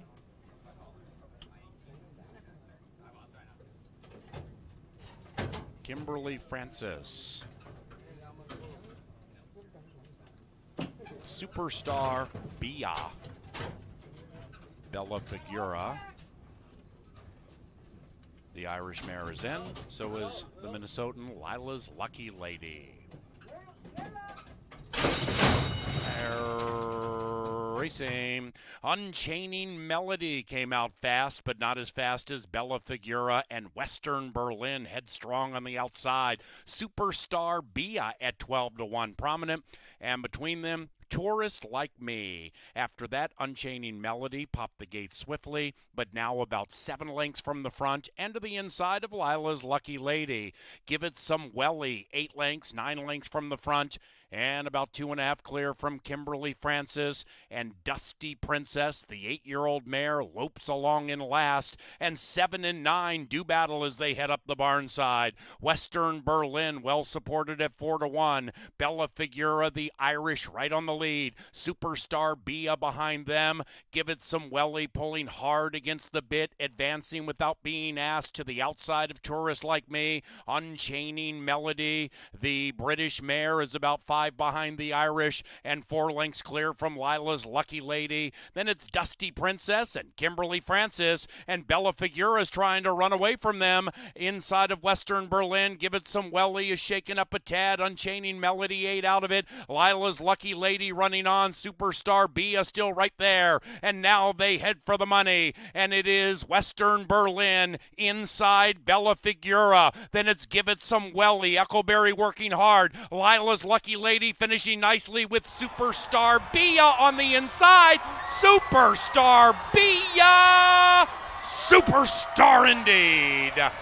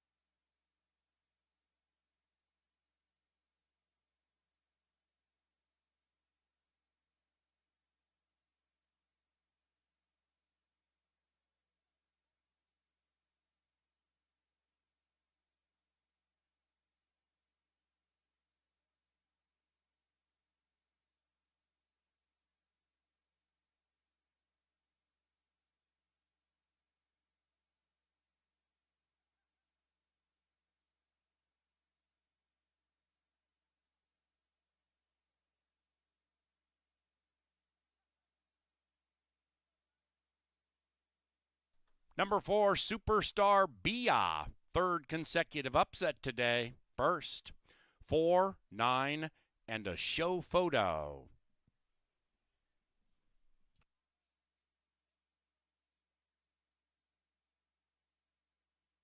The numbers.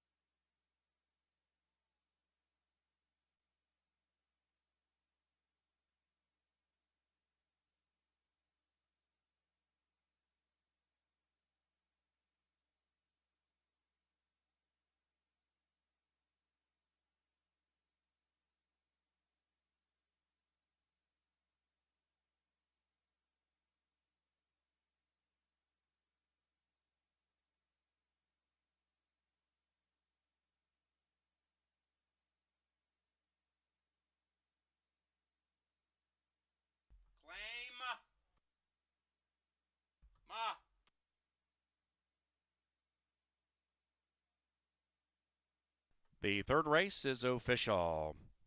Number 7, Bella Figura, was claimed. $7,500 the price tag. The Irish mare goes to Jose Silva Jr., the new owner, Danny Caldwell. Number 7, claimed, Silva Jr., Caldwell. Exacta $62.10, trifecta $100.30. That 10-cent superfecta paid $104.42, double 54 and change. And the day's first pick 3, nary a favorite, $2.59 for the pick 3. Race number 4 begins the 50-cent pick 5. It's only 50 cents, 10% rake, lowest in the country. Number 4, Holden Tight, is ridden by Rye Eccleberry. These maidens battle about 22 minutes from now. And following race number 4, our first pair of wiener dog races on the dirt track. The fourth today, courtesy of Jim Beam. We also thank College City Beverage, Continental Diamond, and Dick's Sanitation. Ladies and gentlemen, Hall of Fame blues artist Robert Cray is at Canterbury Park tomorrow night. He'll be performing on the big stage to the north of the grandstand apron. The Robert Cray Band here tomorrow, doors at 6, and the show begins at 7. You can go to CanterburyPark.com to purchase your tickets for artist Robert Cray tomorrow evening.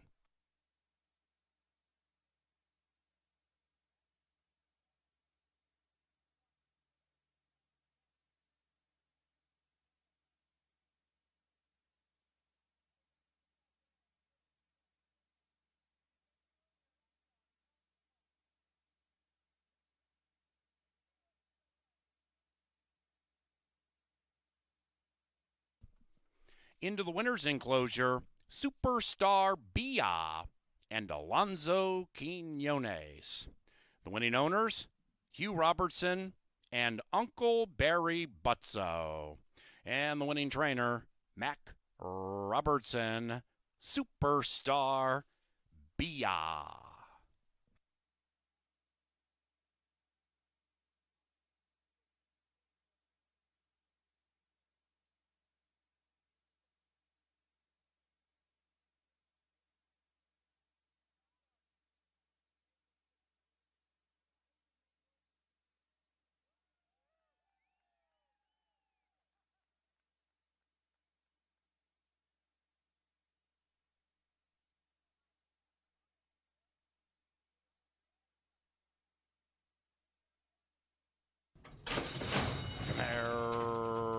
Racing.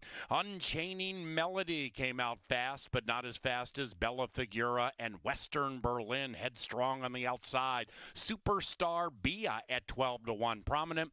And between them, Tourist Like Me. After that, Unchaining Melody popped the gate swiftly, but now about 7 lengths from the front and to the inside of Lila's Lucky Lady.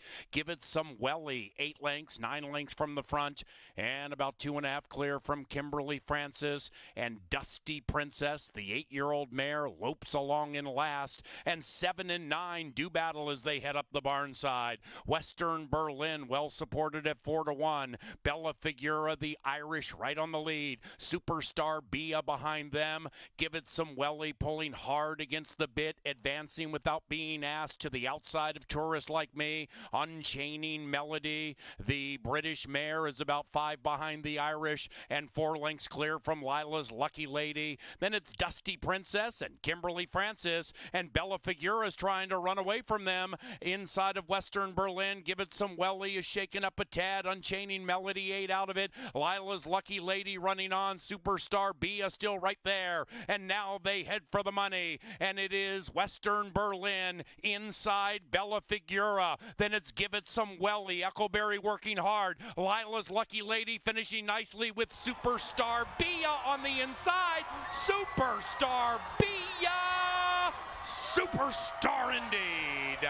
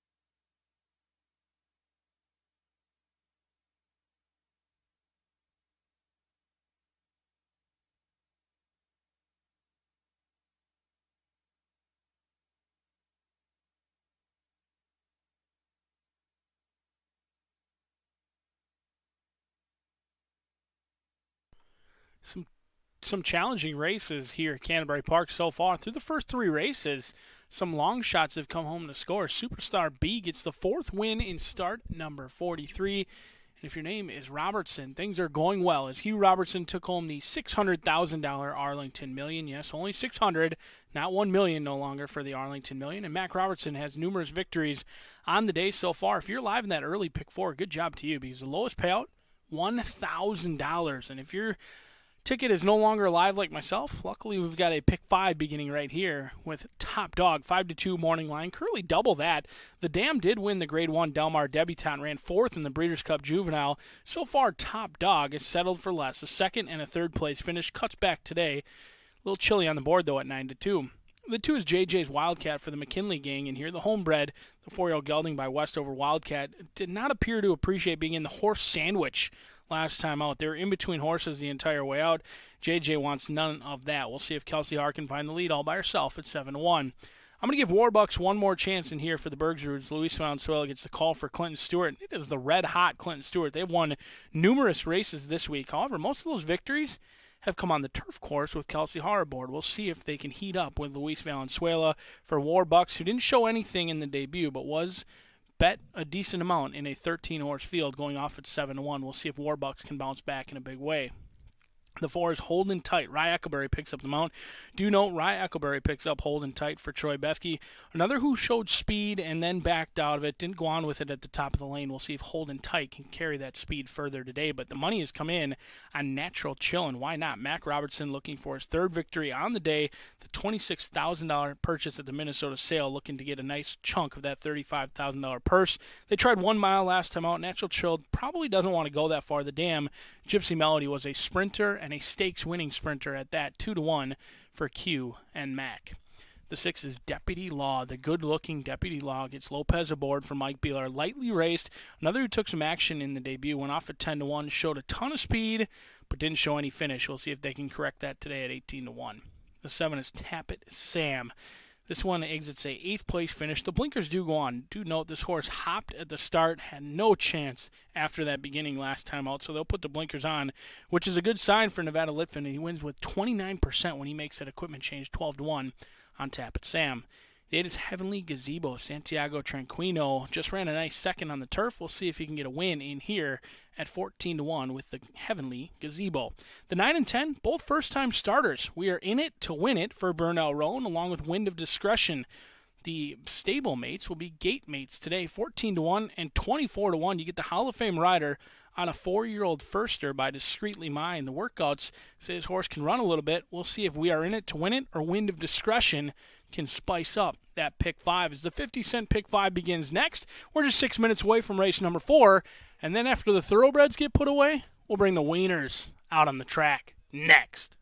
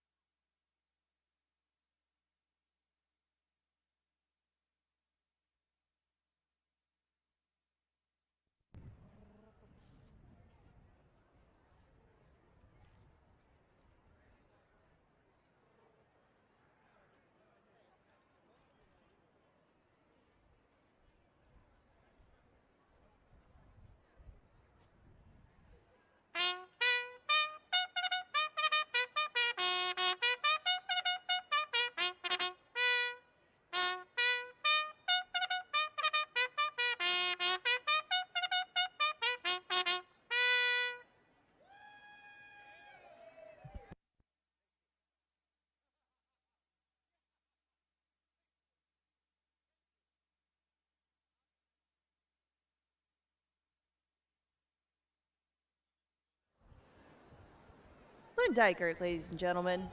Yes, that's right. He brings the field onto the track to start off the pick 5. Race 4 is coming up next. More Minnesotans, more Minnesotan maidens, going 6 furlongs, but these are a little bit older than the last batch that we saw. They start off that 10% takeout pick 5. They also provide pick 3, double exacta try, and 10-cent superfecta wagering. Make the jockey on number 4, Holding Tight, Rye Eccleberry. We have a field of 10 to kick things off. Your favorite, plopped in the middle of them, is the 5, Natural Chill, currently on the board at 2-1. Race 4 is sponsored by Jim Beam. And as it does start the pick 5, we have to consult with our local pick 5 expert, Brian Aragoni. He's put together a ticket. He's going to give you some insight and try to get you a winner in 4 minutes. After that, remember, we've got 2 wiener dog heats to kick things off, and nobody puts wiener in a pun quite like Paul Allen. He'll be down here to join the first 2 heats on track. Come down, get close to the rail as you can, and see the action up close. The wieners will take off after race 4.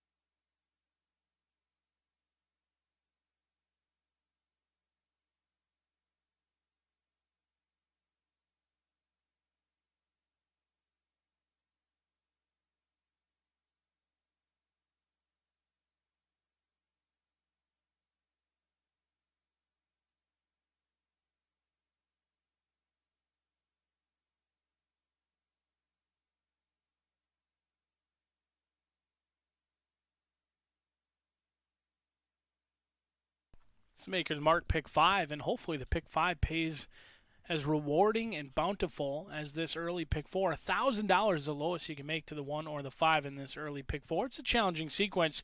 We're going to try and take a stand against Top Dog in here. 5-2, currently 3-1 on the board, but Top Dog just didn't finish all that well. I know it was going a mile, but now they draw the inside for a horse who hasn't shown the ability to really kick out of the gate very strongly. So I'm hopeful, or not hopeful necessarily, but playing that Top Dog maybe a little bit slow out of the gate, and we'll see if Luis Fuentes can weave and bob his way through. But if they do, I'll be diving into that pick 4 because we're just going to go 2, 3, 5, and 8 in here. JJ's Wildcat deserves another look on the cutback. Has shown speed, but could be a long shot in this field. And Warbucks, lightly raced, only 1 career start. I will forgive that one for Warbucks. Give that one more chance. Natural Chill has a little bit more speed than Top Dog, although their finishes have been very similar. Lost to Top Dog in the debut and then beat Top Dog by a head last time out. So Natural Chill, 2-1 on the board versus 5-2. Also throwing the long shot in Heavenly Gazebo, another horse who certainly fits with this group, if not at long shot price, 10-1, 2, 3, 5, and 8. In race number 5, this is a challenging race. There's no doubt about it. If or when I get knocked out, it's likely to come in race 5 because this race is tough. There's a ton of first-time starters, all going 5 furlongs on the turf. I don't know what to make of this race, so we're going to use the top 3 selections in here. Off-ramp, Valenzuela for Cody Rosine, and your outside runners and Kisses Aren't Free for Bar VH Ranch, the Vic Hansen bred, and then Morg's World, Extreme Racing. We'll see if the 2-year-old filly by Jimmy Creed is the real deal, but something's got to give with Morg's World. Either this one's the real deal, maybe Jose Vega gets his first win here at Canterbury Park from post number 12 to 11 and 12 in race number 5. As we go to race number 6, we're going to use a long shot and a favorite in here. The long shot will be Val Francis. This horse last race had a first race in over a year. Now comes back, second start off the layoff, maintains Dean Butler. He stays even though a 6th place finish. should only continue to improve. And then you've got the speedy Joe Jackson, who's light in the win category, though. Doesn't love to win, but loves to pick up pieces off of a second, fourth, third, and fourth. We'll see if Joe Jackson can break through today, but just 3-11 in race number 6, because in race 7, we've got the single. It's a value play single, 9-2 morning line for the Red Hot. Peter Matson, Israel Hernandez. If this horse runs back anything the way they did on June 29th, I think Princess Renee strictly the one to beat at potentially a value price in race number 7. As we go on to race number 8, looks to be a ton of speed. College Party along with Plain Talk. You've got Jody's Angel all wanting the lead, 3, 7, and 8. I can't determine who's the fastest of the group, so I'm going to use all 3, and then maybe the closer who I fancy the most in Biarritz. Made quick work of a field of 6 last time out. We'll see if they can win 2 in a row, but do note, Eckleberry off, Canterbury on, as Eckleberry lands elsewhere. 3, 7, 8, and 10. It's a $48 play. It's Pepsi Family Day. The Wieners take to the track after this, and it's pick 5 time next.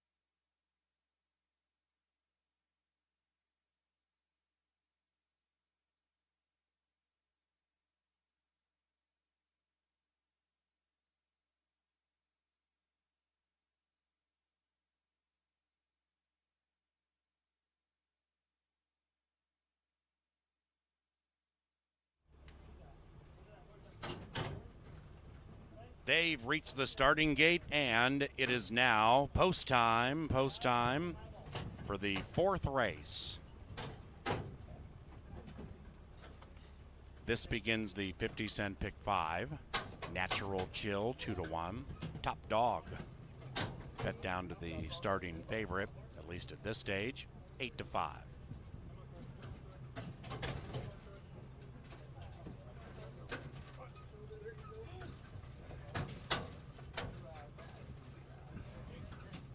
We are in it to win it. Goes in. Natural Chill in. And Wind of Discretion, last in line.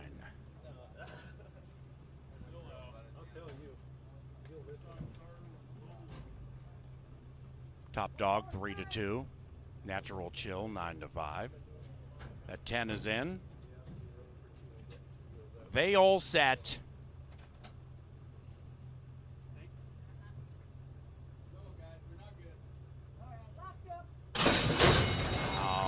Away they go. Top Dog stumbled shortly after the start. JJ's Wildcat out fast with Hold and Tight, and between them Tappet Sam flashes speed, so does Deputy Law. Right behind them Natural Chill, far outside Wind of Discretion, Heavenly Gazebo, they're all close. Then it's a mile back to Wind of Discretion. War Bucks beginning to run on from 10 out of it to the outside of Top Dog, and they fly into the far turn. We have 3 abreast. Deputy Law trying to lay down the law to the inside. Tappet Sam is next, and outside of that, We Are In It to Win It. Then it's Holding Tight. After that, JJ's Wildcat. Natural Chill shoved on really, really hard, and to the inside of Heavenly Gazebo. Then it's War Bucks and Top Dog, and at the top of the stretch, Deputy Law at 36-1, trying to blow the race asunder. It is Deputy Law leading it from JJ's Wildcat. Then it's Natural Chill and Heavenly Gazebo to the outside.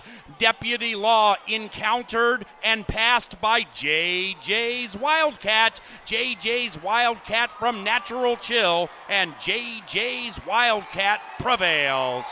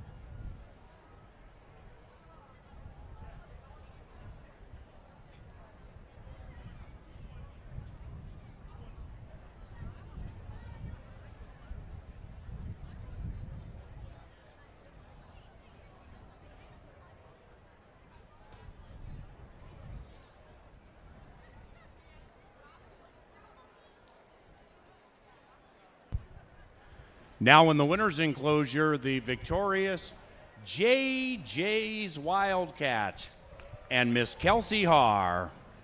JJ's Wildcat is owned by Ann McKinley and the winning trainer, Frank McKinley. JJ's Wildcat prevails in the Irving Anderson Memorial. Superfecta 284 for a dime. Double 74.30. Big payoffs. Pick 3, 417. First pick 4 today paid $3,000 for 50 cents. Exacta 27.10. Trifecta 370 and change. JJ's Wildcat with Miss Kelsey Haar. First 4 races, nary a favorite to win. Race number 5 about 30 minutes from now. Coming up shortly, ladies and gentlemen, the Datsuns dash on the main track.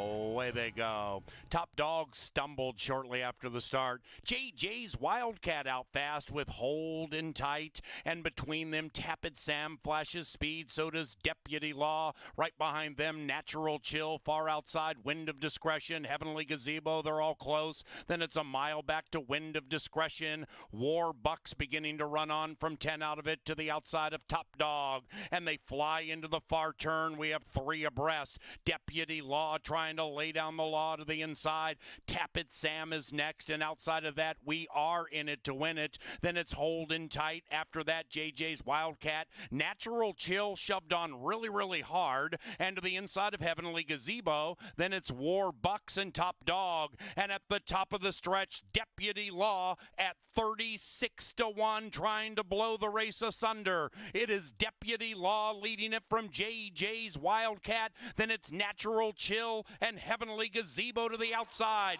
Deputy Law encountered and passed by JJ's Wildcat. JJ's Wildcat from Natural Chill, and JJ's Wildcat prevails.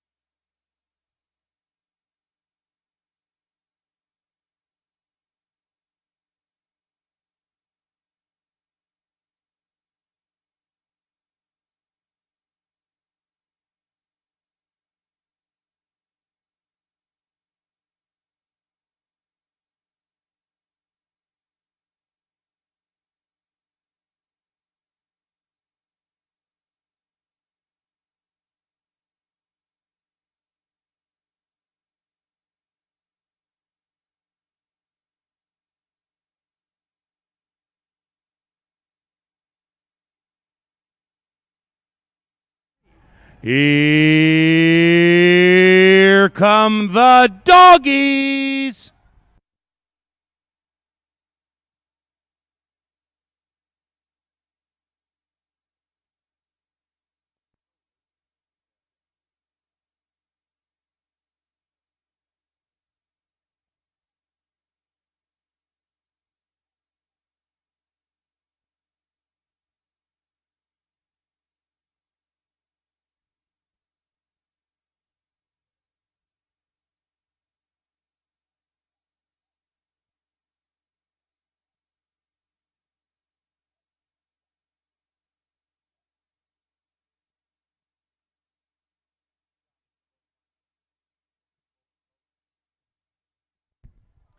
Ladies and gentlemen, it is time for the first of back-to-back wiener dog races. Let's get excited, Canterbury Park. And we thank the owners of these dogs for bringing them out and providing the fun. Here's the lineup for heat number 1. Number 1 is Luna. Good luck, Luna and Shelby Ralston. Number 2, Timber James. Ladies and gentlemen, number 3 is Dotson Dashing Immortality. This is a 3-legged wiener dog named Ringo. Ringo with 3 legs, don't doubt him. Number 4 is Mr. Boss Longbody.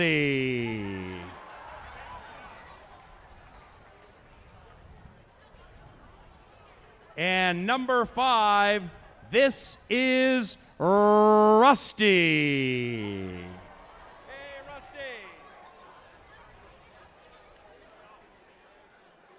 Number 6 is Winnie. Aw. Aw.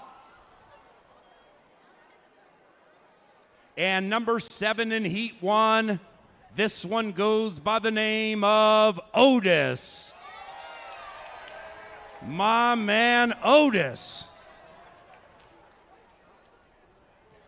Number 8 is Kristen Hurd's Winston.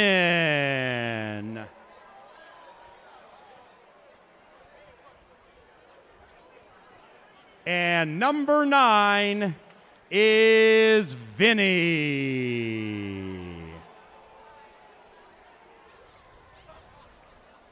Rounding out heat number 1, here's number 10. She is Millie. That's the lineup for heat number 1.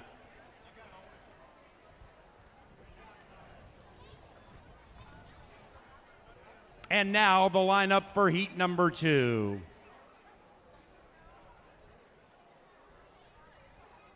Number 1 making her wiener dog racing debut. Give it up for Piper. We also have another first-time starter. This guy is Rupert.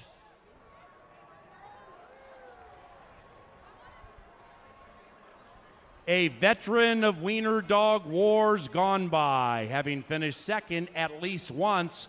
Ladies and gentlemen, number 3 is Louie.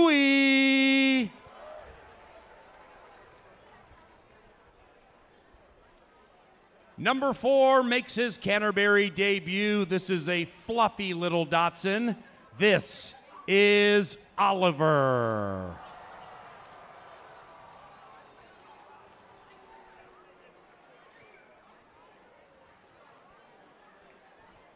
Number 5 is Maximum Cuteness Tabaski.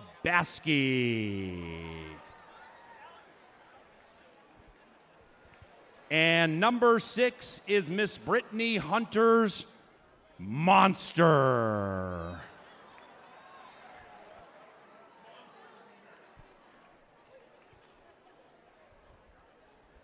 Number 7 is Jasmine.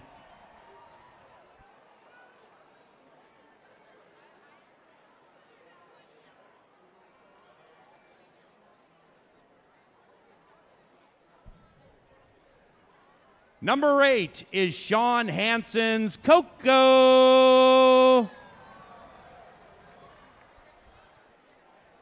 Number 9 makes his Canterbury debut. Here is the spry little Moose.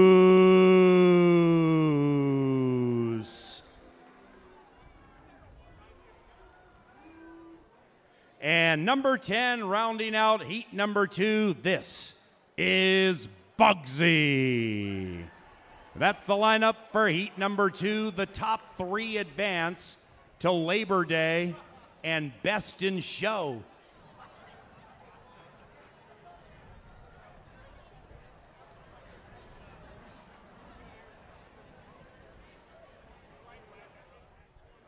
The top 3 from each heat advance to Labor Day when we crown Best in Show racing champions from all the breeds we race at Canterbury Park.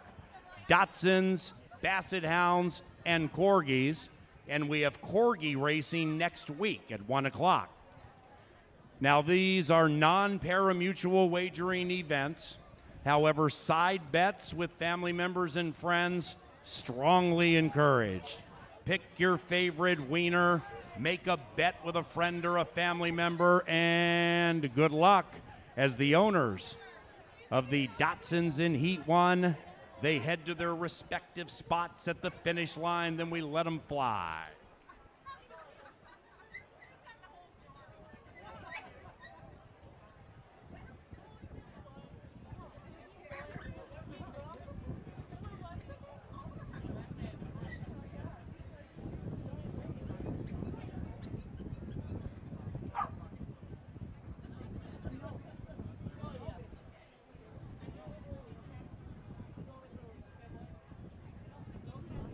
All righty. Get ready for a second to none spectacle, ladies and gentlemen. The wieners are in their spots. Go! Here come the wieners. They shoot out of there straight and strong. Mr. Boss Longbody gallops along nicely. Here's Luna and a late charge from Winston. That is one fast wiener. Top 3 advance. These precious little puppies. Number 8, Winston, definitely advances. That's the 8, and look at this burst. Holy cow, what a fast wiener. 8-2-1. Winston, Timber James, and Luna. We'll see y'all on Labor Day for those big old fat prizes.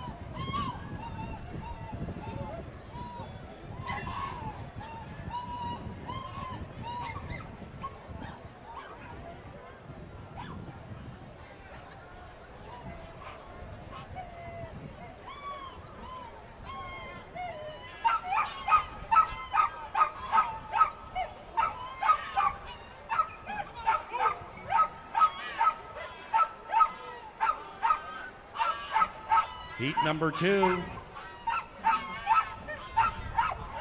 Go! Here come these Dachshunds dashing down the track. Ooh, Oliver forgot to run.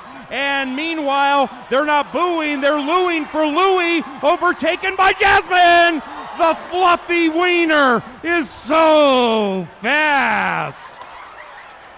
And now Louie is going after Oliver. Somebody stop Louie. He's gone to miss.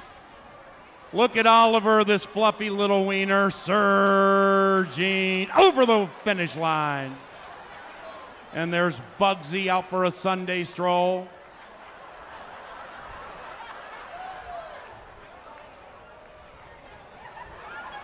We'll take a look at the video here. The top 3 advance to Labor Day in the Best in Show. Now, Oliver came out and had no desire to run. But now, here's Jasmine. Jasmine wins 7-1-9. Jasmine, Piper, and Moose. We'll see y'all on Labor Day. We have 2 more of those after race number 6. And don't forget, the kids run on the track after race 8. 2 races for the kids on this dirt track. 1 for kids 7 years of age and younger. The other for those 8 and older, thanks to Quick Trip. That's about 10 minutes after race 8. Eat, drink, be Canterbury. Don't get shut out. Bet more, win more, and find Jim now.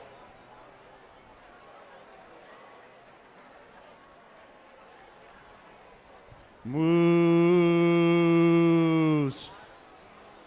Everybody, moose.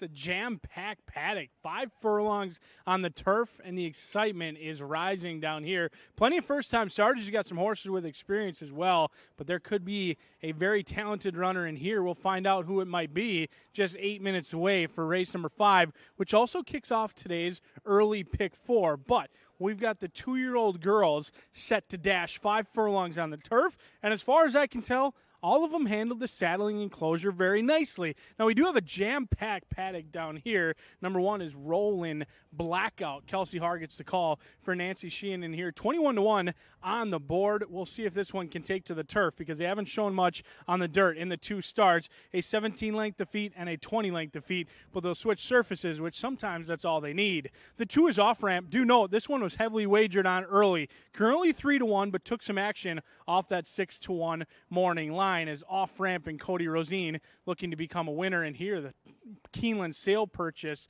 Valenzuela gets the call as the dam was 4 for 5 in the exacta.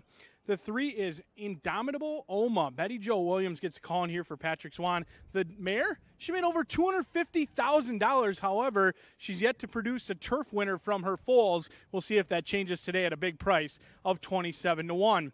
The 4 is Asina. Carlo Lopez gets the call for Valerie Lund. This jockey-trainer connection doesn't happen very often. In fact, it happens so little, it hasn't happened yet this year. However, Asina does have a sibling racing in Shatin who's made over $250,000 in earnings. But if anyone is geared up a little bit, it might be Asina, who keeps rearing up just a touch. 10-1 on the board. The 5 is Impulsus. Canterbury gets the call in here. 21-1 as Nevada Litfin sends out a pair. This one has some nice breeding as well. We'll see if the 2-year-old by Carpe Diem, who's bred to win early, can live up to the hype at 21-1. The 6 is Latin Nikita. Chad Lindsay in here. 14-1 on the board for the Sweer Gang. This horse ran very well last time out. Lost to what could be a good one, a second-place finish. That was on the dirt. They'll go to the turf. We'll see if Latin Nikita can get the job done in here at 15-1. The 7 is Reed's Fangirl. Alonzo Quinones at 4-1, taking action for Mac Robertson, the 2-year-old filly by Bayern, a $25,000 purchase on the board at 4-1, and I like what I see from Reed's Fangirl. And speaking of like what I see, Mischievous Officer, cool, calm, and collected like a nice summer breeze for Robertino Diodoro and Lindy Wade. The blinkers do come off, showed speed, didn't show finish. We'll see if that changes on the turf. The 9 is Game of Inches. Do note Rye Eckleberry aboard on the toes and on the muscle for the first year in here. This is the dam's first full. We'll see if the 2-year-old filly can make her mama proud. The 10 is Lipstick Lady. Luis Fuentes and Woolley. Plenty of experience. 4 starts. That's more than many of them in here. None of them have come on the turf. That changes today. The 11, my top selection. Kisses Aren't Free. 20-1 morning line currently on the board at 22-1. I like what I see. The Dam, Madame Speaker, she won the Francis Genter here and the Minnesota Distaff. We'll see if Quincy Hamilton can pay some big bucks in the 12. It's Morg's World for Extreme Racing. They dove into the sales ring at Keeneland. We'll see if this 2-year-old filly by Jimmy Creed can run as good as she looks down here in the paddock. She gets Jose Vega. Is it time for Vega to get his picture taken? We'll find out as the field of 12 kicks off today's pick 4.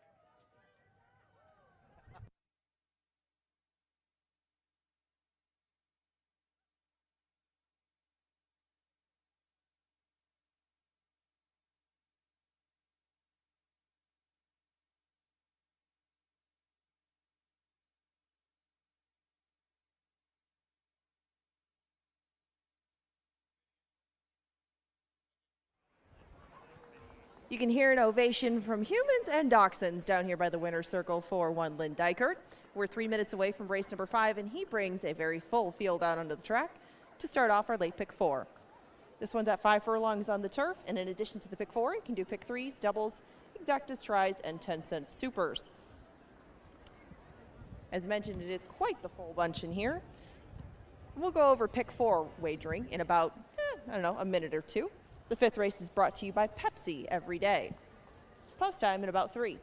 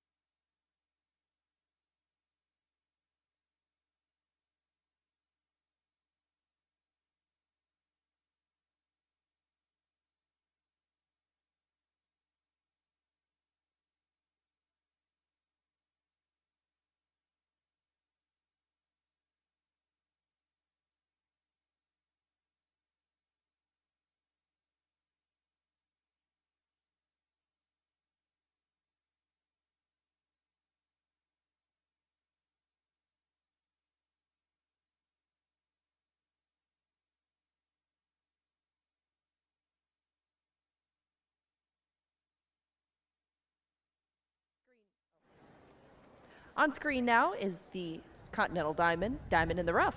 Kisses Aren't Free makes his debut for Vic Hansen with Quincy Hamilton in the saddle, as you can probably tell by the hair flowing behind him. 19-1 is the price you're currently getting on Kisses Aren't Free. You're going to get a pretty good price on just about anybody in here. An excellent race to try to find a diamond in the rough. If you don't agree with Brian Aragones, you have a lot to pick from in here, as this again is a very wide open, inexperienced group of fillies to lead off this late pick 5, or late pick 4, that is. I didn't go very deep in here. I used off-ramp on tops. This was my top selection, as well as the top selection of one Paul Allen. And off-ramp, currently at 6-1, represents a stable who has done very, very well lately and gets Luis Valenzuela in the saddle. I found that important because I think the outside horse, Morg's World, if she hadn't drawn the 12, would probably be your heavy favorite. Right now, her stablemate, Reed's Fangirl, is, but Morg's World certainly has shown a lot of speed in the morning. I had to use her. Vega will be in the saddle on this one, but the only drawback to her, and the reason I took her in second, was the post. Off-ramp draws further inside, has shown some speed herself. Would have liked to see maybe a 5/8 drill, but obviously she's shown that she knows what she's doing, and they're going to put her onto the track with just a few drills, a lot less than some of her competition, and I took her on top. Latin Nikita has more experience than most of these in here. 2 starts to her, and she improved in that second one big time. She's going to move over to the turf, but with this kind of pedigree, she can probably handle just about anything. Went 2, 6, and 12 in there, and the 6th, I mean, add whoever you'd like. I scratched with a lot of people's top pick, Fender Bender. I scratched into the 8. I kind of like him underneath. That horse has not managed to pick up a whole bunch of horses lately. A lot of little pieces, not a lot of wins. So I used Masterful Stride on top. He got put up there by a 3rd place finish last time on July 29th behind Nice Work. That horse was dropping big time. The horse that ran second, Rolls Royce Deal, loves Canterbury Park.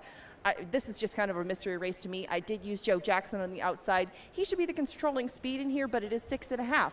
I don't love him at 6.5. I would much prefer to see him at 5.5 or 6. Masterful Stride with the extra ground and with the current form that he's shown might be able to spring the upset in there. I think Arroyo will fit him well, and I ended up with him on top in race number 6. Over to the 7th, we go back to the turf course. We go 7.5 furlongs.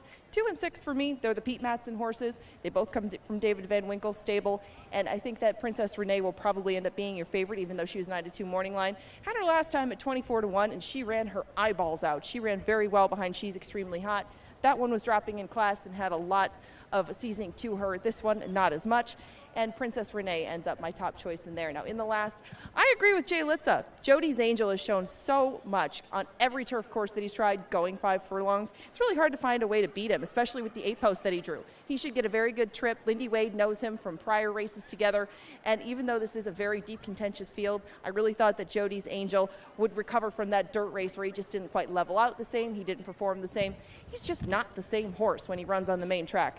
Jody's Angel is 4 for 5 going sprinting on the turf. There's just a lot to like about him, and I just don't think we'll get anything close to 6-1. That's okay. If you single him in the pick 4, you find a way to utilize a horse that'll probably be much lower than his morning line. It's a $6 ticket. Add whoever you'd like along the way because it is a contentious sequence, but hopefully that gives you a winner for just a little bit of money. They've headed onto the turf course now, and they're going to take off very shortly in the late pick 4.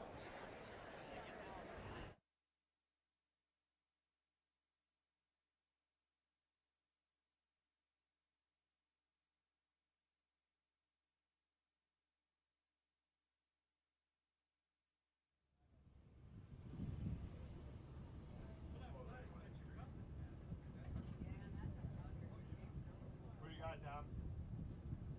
6?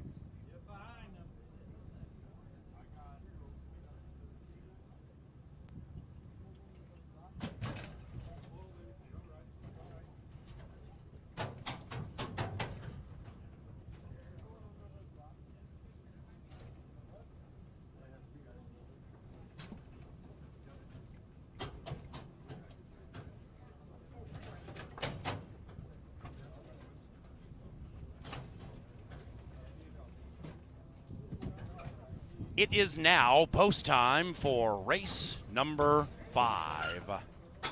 Maidens on the turf, and we have a big field. A Sunday, nary a favorite has 1 through 4. Nothing but big payoffs this family day at Canterbury. 2 more Datsun races follow race 6. The favorite here, 3.5 to 1. Mischievous Officer. Mischievous Officer is 3 to 1. And here is Morg's World. 12 in the gate, race number 5.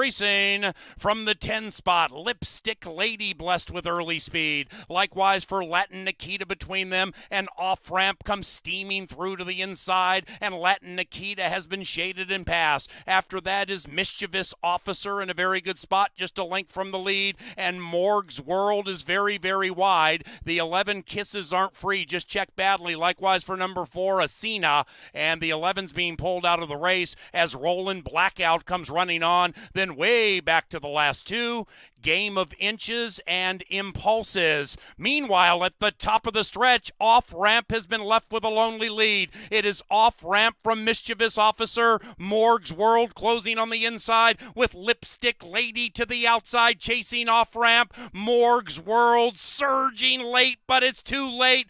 Off Ramp to grind out a victory. 2:12.7 in race 5.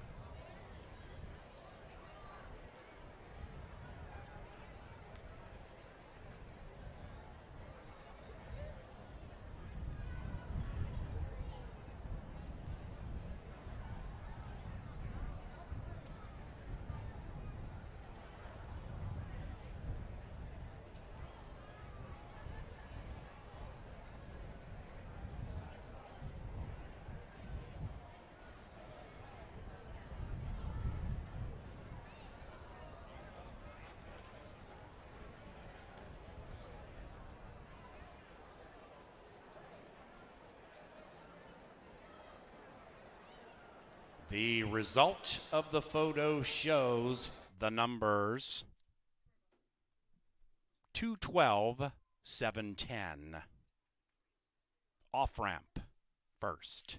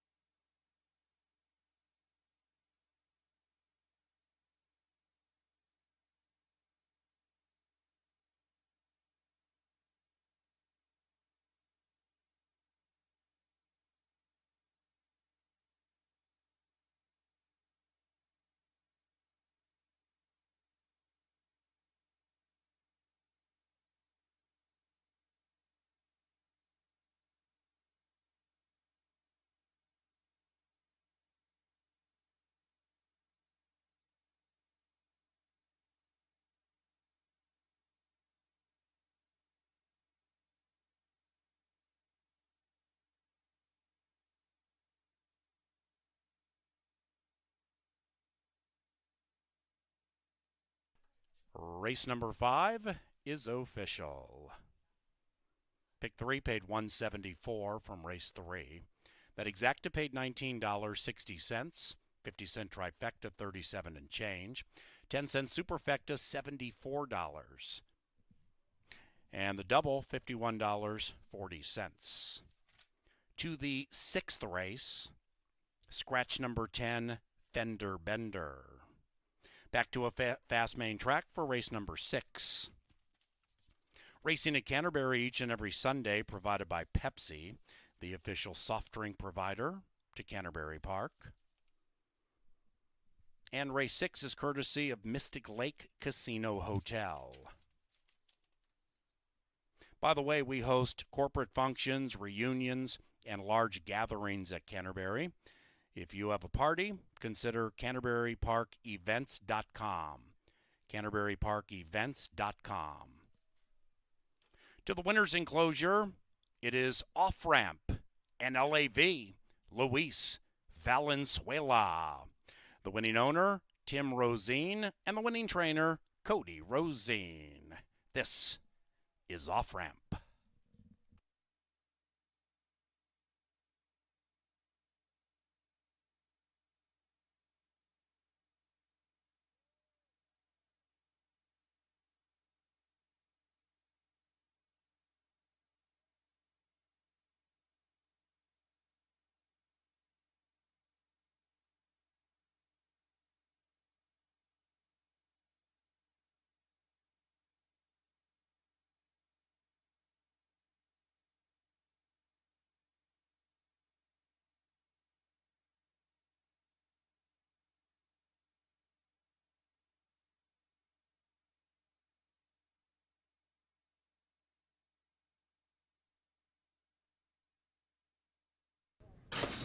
And they're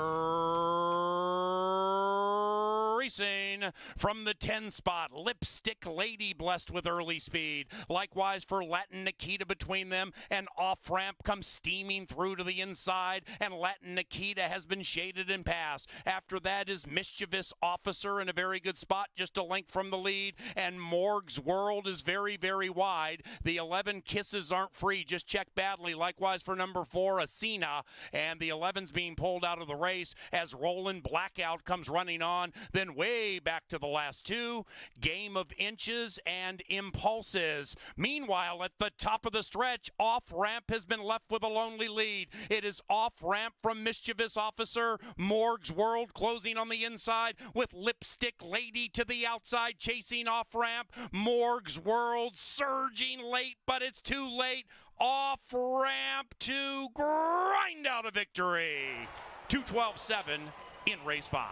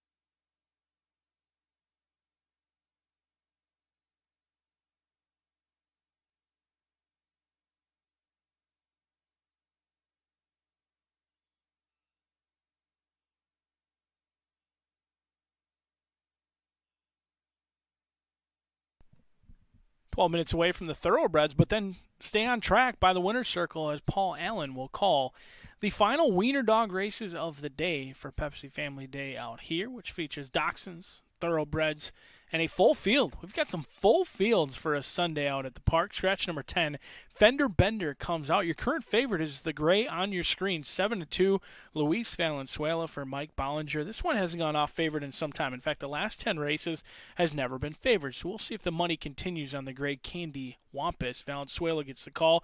They are cutting back in distance. The last 4 races have all come in a mile. They'll go 6.5 furlongs where they are 1 for 5, has been in good form, but hasn't won since March 27th at Fauner. We'll see if Candy Wampus can get back to his winning ways. The 2 has dropped the gloves. Lopez gets the call in here, looking to provide the knockout to the rest of the field. 10-1 on the board. The 7-year-old gelding is 0 for 5 this year, hasn't hit the board. Not much is changing in this race, so I don't expect a ton of improvement. I know it's the 3rd rider in the last 3 races, comes back at similar class levels, but has finished 6th, 7th, and 5th the last 3 races. The 3 is Val Francis. This one ran July 29th. That was the first race since September of 2020. The 8-year-old needed the race. Why not? There's every right to continue to improve. Had 7 works to prepare for the debut. Now second start off the layoff. You get Hall of Fame rider Dean Butler in the saddle with Val Francis. There is certainly upside on the Vow of Francis. The 4 is Masterful Stride. This one has been picking up paychecks consistently, but not the winning variety. A second, a few back, a 3rd last time out. Should get plenty of pace to chase in here as Mike Bollinger sends out 2. He's got the 1 as well as the 4, and he's also got the 5. He's got the trio in here, 1, 4, and 5.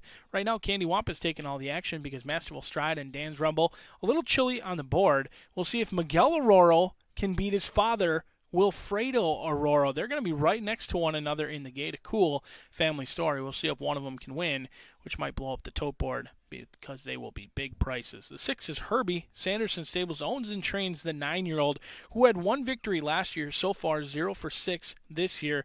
Exits a 4th place finish. It was an even running 4th place finish. We'll see if Izzy Hernandez can get Herbie to ding down deep. 7-1 on the board. The 7 is Spirit Mission. Negron gets the call in here. I thought 2 back finished okay. After that, didn't show much run last time out. They were stuck awfully wide on the turn, but Dick Capelucci dove into the claim box as he owns and trains the 6-year-old by Scat Daddy. And we've seen all year long Capelucci can improve a horse. We'll see if he can do so with Spirit Mission. The 8 is Simple Man. There is back class galore. Despite only 5 victories and 45 starts, over $250,000 in earnings. This one had been finishing with some run, but last race, just no excuse. Simply did not fire. Now they go back to Echoberry as Capelucci has the 7 and the 8. The 9 is Talking Zip. Crystal Conning gets the call in here for Greg Weir. Coming in off of a year-long layoff, the last time this was seen, showed speed, tired late. Have to wonder if this one will be fit off the layoff, but someone we know who is fit. It's the top selection. It's Joe Jackson and Quincy Hamilton for Cody Rosine. As Rosine looks for back-to-back winners, he got a win in race number 5. He'll look for one in number 6. First off the claim for Joe Jackson, we'll see if they can make it a winning one in here. 0 for 4 at Canterbury Park, but should be the controlling pace. 3-1 on the board. A wide open field of 10 goes out for race number 6. And then after that, the Wiener Dogs take to the main track. Good luck.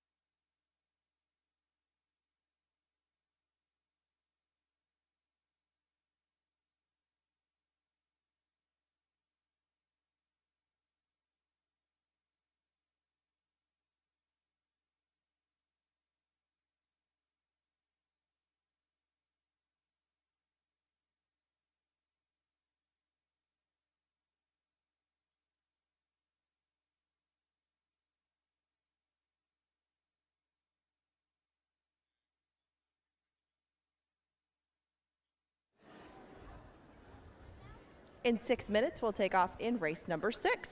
They go 6.5 furlongs on the main track in here, and Fender Bender is scratched. Make the jockey on number 2 drop the gloves, Carlo Lopez. Win, place, show, exactas, tries, 10-cent supers, doubles, and pick threes are all available in race number 6. It's a very evenly matched group by the looks of the board, and your favorite is just going by me now. That's the 11, Joe Jackson at 5-2. He and Candy Wampus are now both at 5-2 on each end of the field. Candy Wampus currently the favorite by about $7. Remember, coming up after race number 6, we have another couple of heats in the Wiener Dog races. If you want to get a close-up look of the little weenies racing the track, you're going to want to get a spot out here now. It gets very crowded out by the outside rail. Good luck. You have now 5 minutes left to bet the 6th.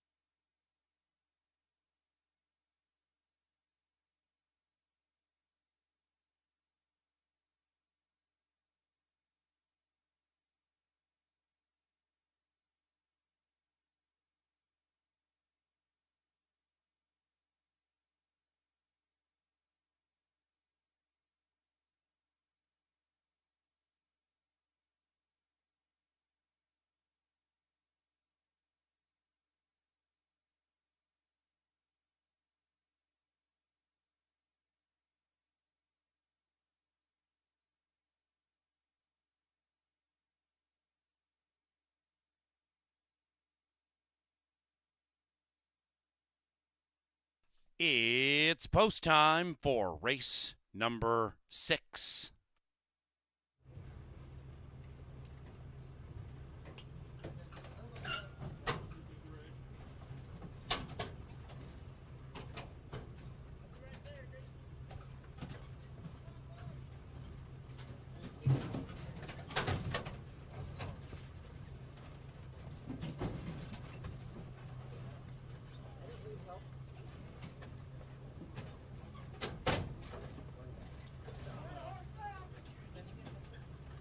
Joe Jackson, last in line, 2-1 favorite.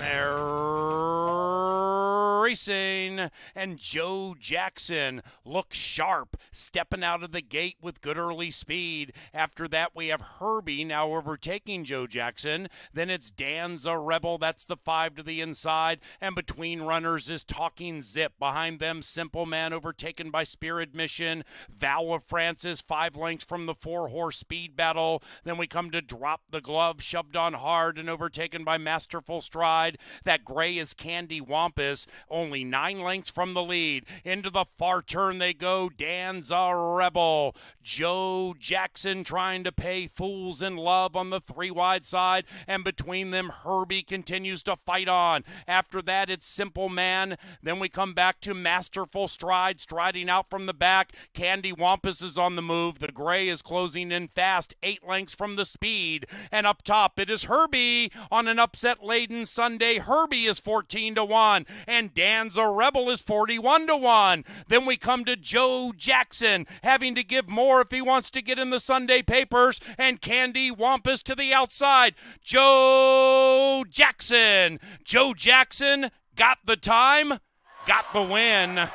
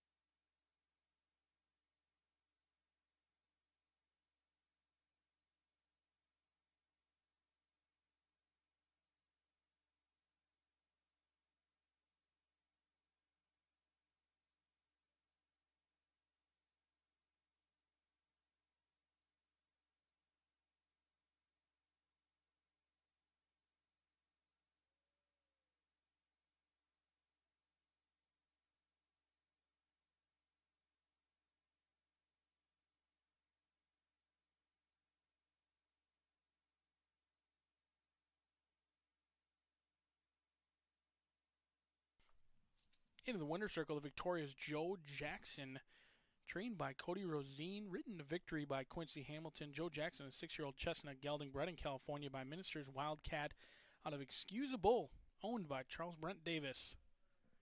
Wiener Dogs coming up next.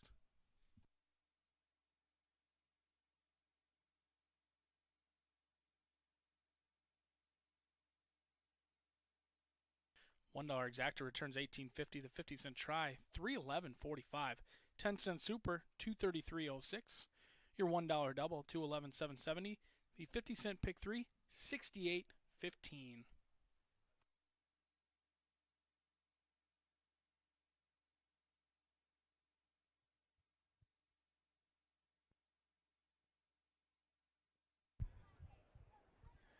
We had a couple of claims in race number 6. Spirit Mission claimed for $4,000.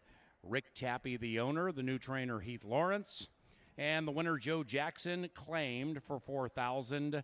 The trainer Greg Tracy and the new owner Joe D. Huvestal. Spirit Mission and Joe Jackson were claimed. 2 wiener dog races coming up very soon, ladies and gentlemen.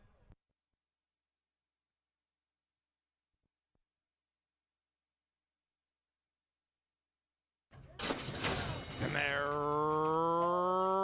racing, and Joe Jackson looks sharp, stepping out of the gate with good early speed. After that, we have Herbie now overtaking Joe Jackson. Then it's Danza Rebel. That's the 5 to the inside. And between runners is Talking Zip. Behind them, Simple Man overtaken by Spirit Mission. Vow of Francis, 5 lengths from the 4-horse speed battle. Then we come to Drop the Glove, shoved on hard and overtaken by Masterful Stride. That gray is Candy Wampus, only 9 lengths from the lead. Into the far turn they go. Danza Rebel. Joe Jackson trying to pay Fools in Love on the 3 wide side, and between them Herbie continues to fight on. After that it's Simple Man. Then we come back to Masterful Stride, striding out from the back. Candy Wampus is on the move. The gray is closing in fast, 8 lengths from the speed. And up top it is Herbie on an upset-laden Sunday. Herbie is 14-1, and Danza Rebel is 41-1.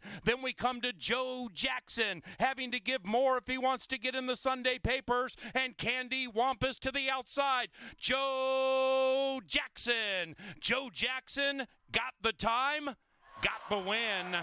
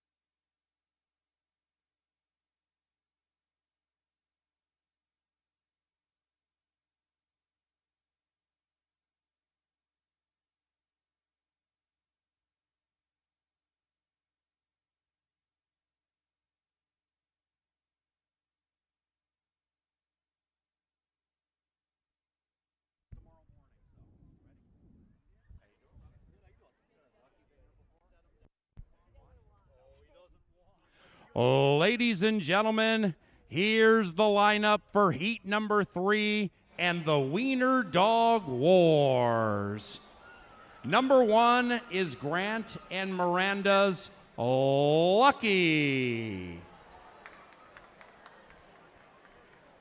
Number 3, this is Lola.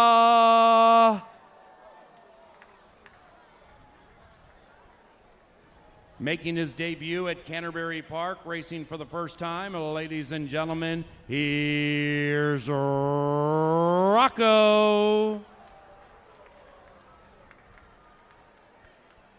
And this fluffy little Dachshund is named Pascal. Pascal. Number 6 is known as Lily Grace Von Hopsalot.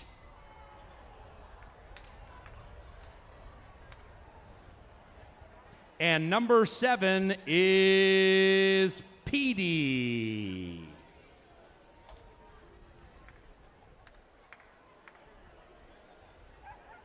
Number 8, very spry. This is Willow, about the tiniest dog you're ever going to see. Holy cow. Hey, get out of there. And number 9, this is Ozzy. And number 10, Heat 3, is Heather Logan's Arrow. That's the lineup for Heat number 3.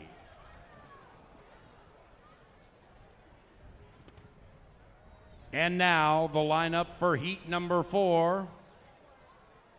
Number 2 is Brittany Hunter's Mercury. And number 4, Heather Logan's Pilot.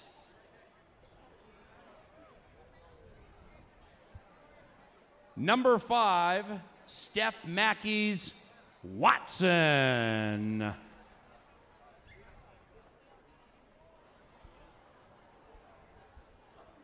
Number 6 is Amber and Ben Lazari's Moon.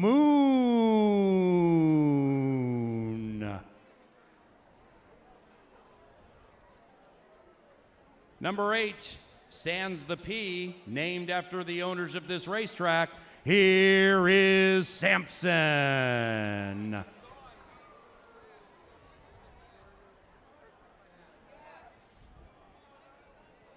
Number 9 is Tessa Hartle's Ruby. And the prohibitive side wagering favorite in heat number 4 is Tyler Bronus's Schmoopy. Here's Fluffy Schmoopy.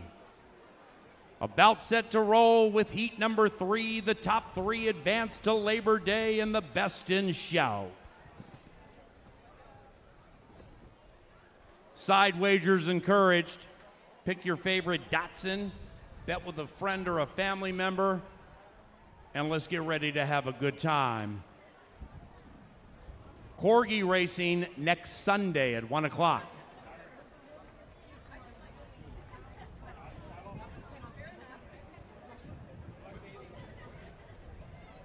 The owners of the Wieners in race 3, heat 3, heading down to the finish line, then we let these Wieners fly.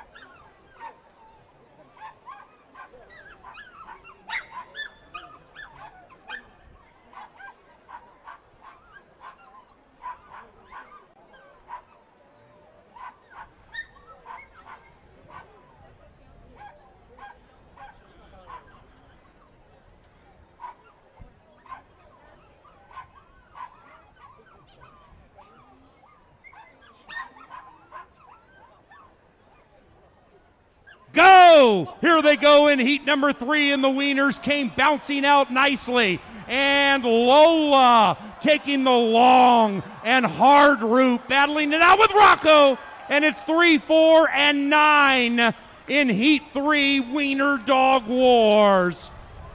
We have some bathroom going right here, number 1.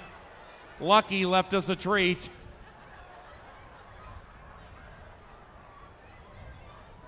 Here comes Pascal, little number 5. Look at him go. Here you go, puppy. Oh, the wiener is loose.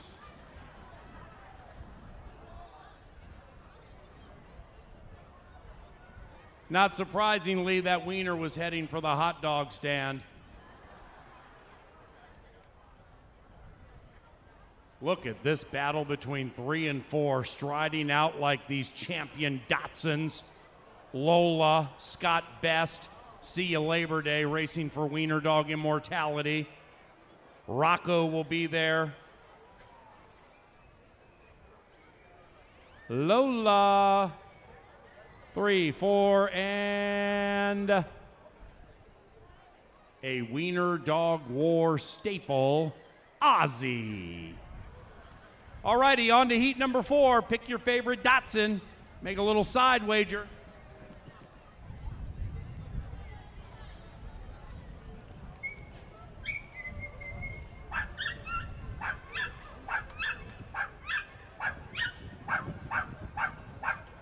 All that barking's from Mercury, who undoubtedly is ready to go.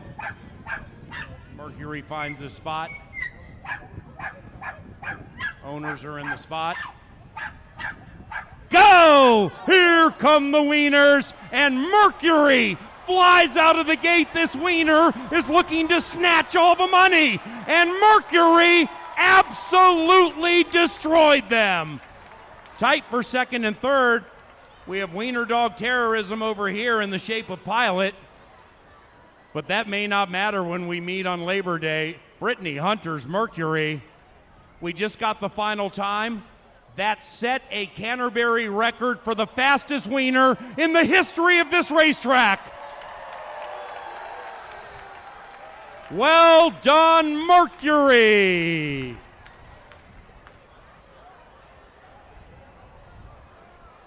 That is one fast doggy.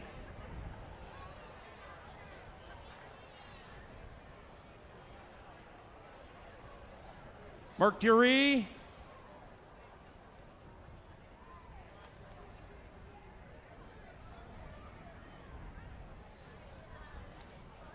.610. Moon and Schmoopy. Schmoopy's going to be back on Labor Day. Let's go, Schmoopy. Ladies and gentlemen, if you'd like pictures as they depart, these impressive wieners will be milling about throughout the grandstand. If you would like pictures with them, here they are. Once again, ladies and gentlemen, before you go better depart, how about a round of applause for all these wonderful owners for bringing these doggies out each and every week. Truly a highlight of our spring and summer season. Race number 7, the penultimate today, 21 minutes from now. Parents, don't forget, following race 8, we bring the kids on the racetrack, and they run about 30 yards down to the finish line thanks to Quick Trip. We have one race for kids 7 years of age and younger, and the other for those 8 and older. Bet more, win more, don't get shut out, and please help us find Jim.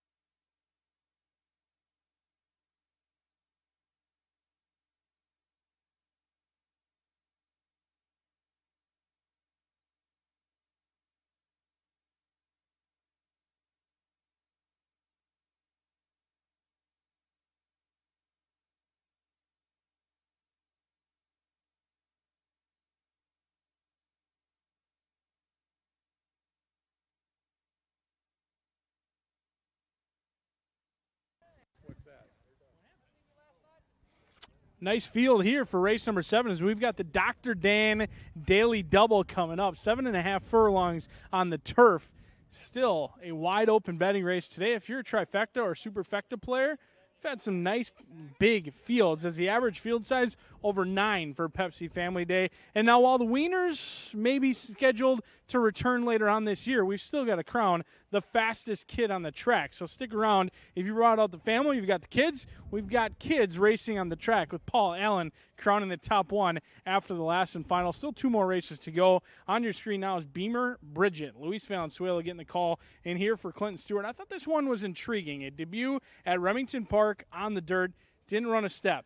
They didn't panic. Laid off. Comes back on the turf. We'll see if Beamer Bridget can improve today with the surface change. The 2 is Kiss Me Lips. I always note the early money is oftentimes the early money is the smart money, and it's landed on Kiss Me Lips for Peter Matson as he sends out both the 2 as well as the 6. And by Miss Molly, by golly, you would think Kiss Me Lips should appreciate the turf because this one is a half to Drama Chorus, who has found a new home on the turf course. We'll see if the Hall of Fame trainer and Chad Lindsay can team up a winner in here for Peter Matson.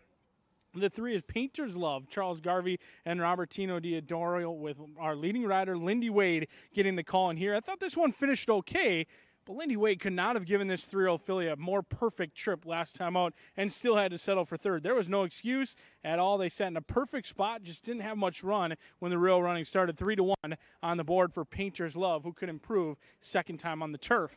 The 4 is Diggs 1. Virginia Peters owns and trains and bred this one. Needed to be saddled during the walk. Took quite a while to get the saddle on, but no worse for the wear down here in the walking ring at 15-1. The 5 is Goldie's Delight. Alonzo Quinones and Dave Van Winkle as he sends out the 2 as well as the 5. Second start off a long layoff. You can draw a line through that last race. It was in the mud and also gets class relief today. It'll be the second time Goldie's Delight goes to the turf course after the private purchase, shipping in from Gulfstream Park. 8-1 on the board. The 6 is Princess Renee. Here's where my money's going to land, and I happen to fancy Princess Renee quite a bit. Of the horses that exit that June 29th race, I thought Princess Renee was much the best in that spot. Izzy Hernandez lost by a dirty photo to a horse who went from last to first with a rush. She's extremely hot. We'll see if Princess Renee can get the job done at a value price, all dappled out for Tim Padilla. The 7 is the announcer's pick. Paul Allen happens to fancy KB's Mint with Carlo Lopez and Nevada Litvin. This one trying the turf for the second time and could be the speed of the race. We'll see if KB's Mint can take them each and every pole. The 8 is Scratch. The 9 is Half Scout. 23-1 on the board. Robert Klein, Kelsey Haar trying the turf for the first time. Right next door, it's Baldon. Experience aplenty. This will be start number 13 for Baldon. We'll see if lucky number 13 fits for Laddie Litvin. The 11 is Quality Chrome. While Baldon may be making start number 13, Quality Chrome goes to the gate for the first time. The 3-year-old filly by Kentucky Derby winning California Chrome. We'll see if Quincy Hamilton can bring Scott Young home a winner in the 12. Briar Thicket, 25-1, off slowly each and every start. They'll put the blinkers on and try and correct it as a full field goes out onto the turf course for the Dr. Dan Double.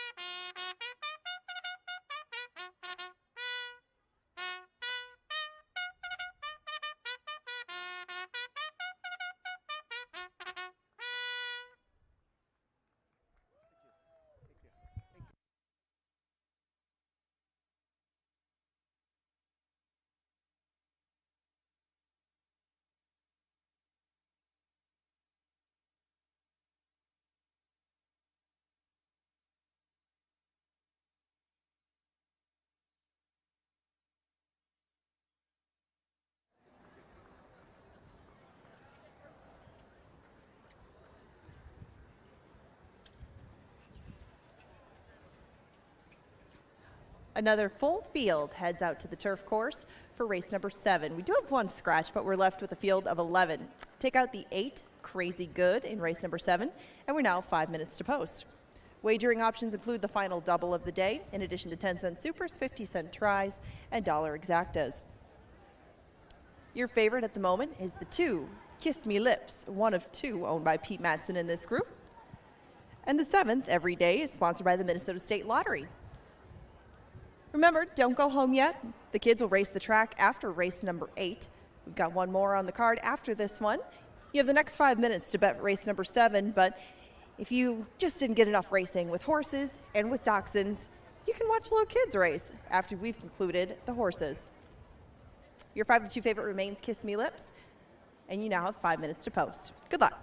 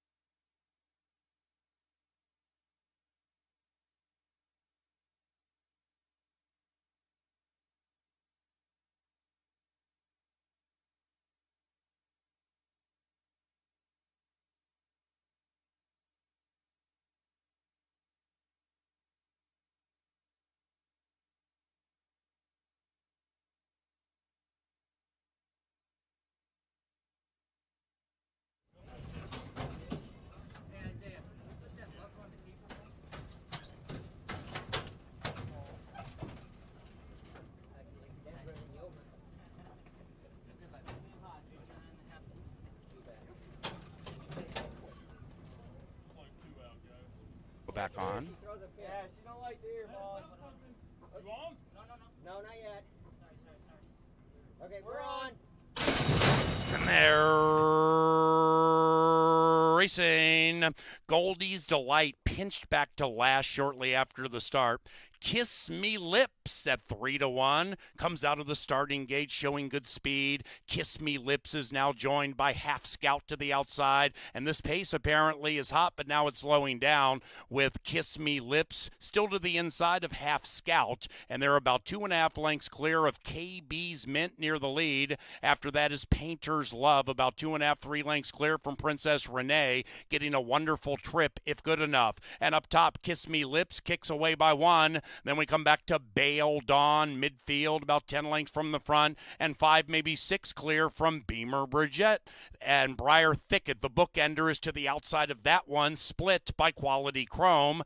After that, it's Goldie's Delight, last out of the gate, now second last, and Diggs 1 can see them all. They're off the far turn. They're chasing Lindsay and Kiss Me Lips, and Kiss Me Lips still travels along confidently. KB's Mint working hard in second at 20-1. And outside of that is Princess Renee making a swooping move as they come surging down the Canterbury Park stretch. And Lindsay gets into the pace setter, and Kiss Me Lips responds. Princess Renee, the only one who can get this speed. And here she comes. She cuts the lead to a half, but Kiss Me Lips turned her away and said, "Kiss off." 2-6-7 in race 7. Kiss Me Lips prevails.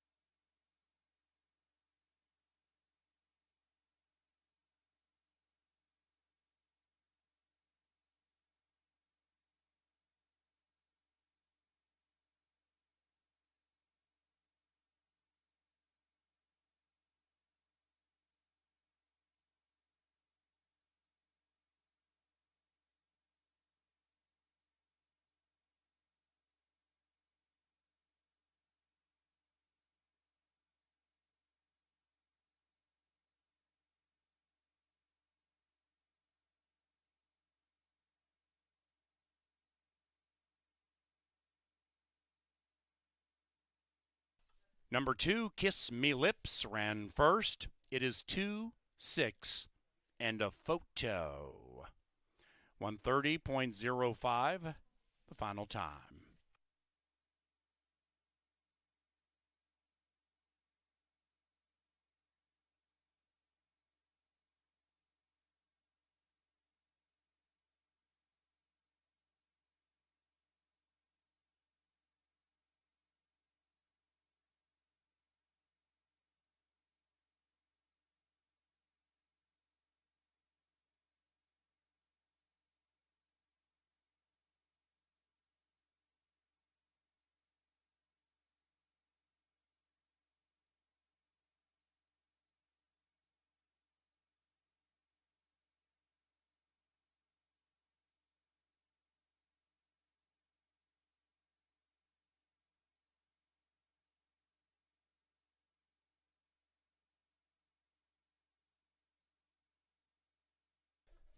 Two, 6, 7, 10.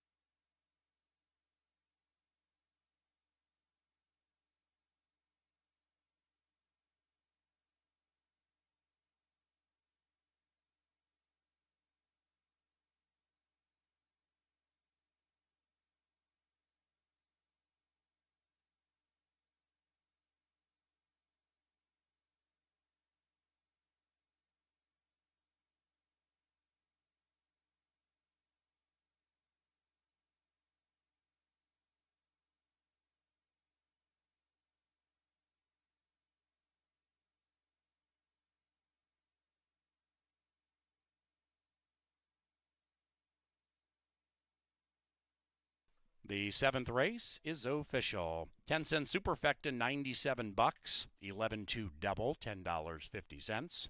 The pick 3 on races 5, 6, and 7, $23.10. That exacta 2, 6, $16.80. And the 50-cent trifecta paid $93.10. And we're on to the 8th race, the final live race today. Scratch number 1, Ship It Red, and number 5, Ray's Angel, is ridden by Chad Lindsay. Post time, 22 minutes from now.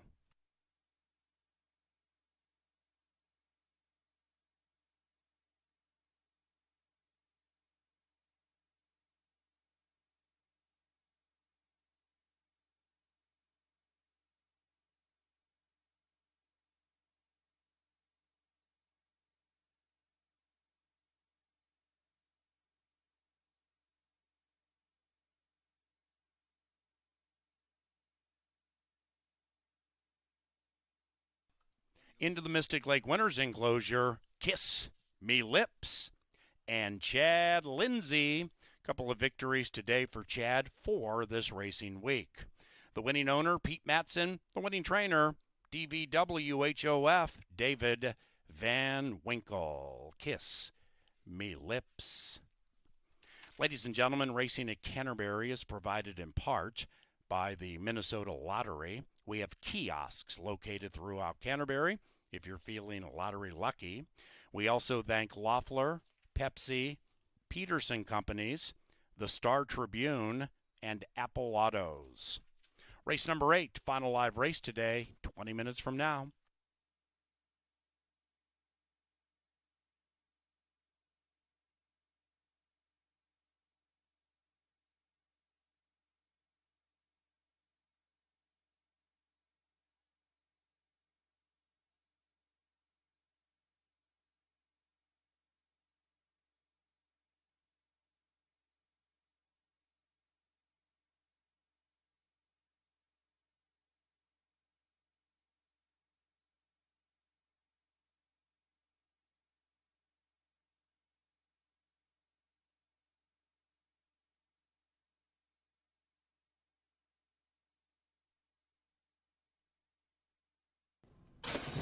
And they're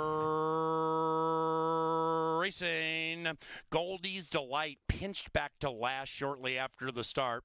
Kiss Me Lips at 3-1 comes out of the starting gate showing good speed. Kiss Me Lips is now joined by Half Scout to the outside, and this pace apparently is hot, but now it's slowing down with Kiss Me Lips still to the inside of Half Scout, and they're about 2.5 lengths clear of KB's Mint near the lead. After that is Painter's Love, about 2.5, 3 lengths clear from Princess Renee, getting a wonderful trip if good enough. And up top, Kiss Me Lips kicks away by 1. Then we come back to Bale Dawn, midfield, about 10 lengths from the front, and 5, maybe 6 clear from Beamer Bridget.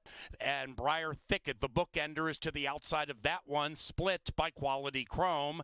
After that, it's Goldie's Delight, last out of the gate, now second last, and Diggs 1 can see them all. They're off the far turn. They're chasing Lindsay and Kiss Me Lips, and Kiss Me Lips still travels along confidently. KB's Mint working hard in second at 20-1, and outside of that is Princess Renee making a swooping move as they come surging down the Canterbury Park stretch, and Lindsay gets into the pace setter, and Kiss Me Lips responds. Princess Renee, the only one who can get this speed, and here she comes. She cuts the lead to a half, but Kiss Me Lips turned her away and said, kiss off. 2-6-7 in race 7. Kiss Me Lips prevails.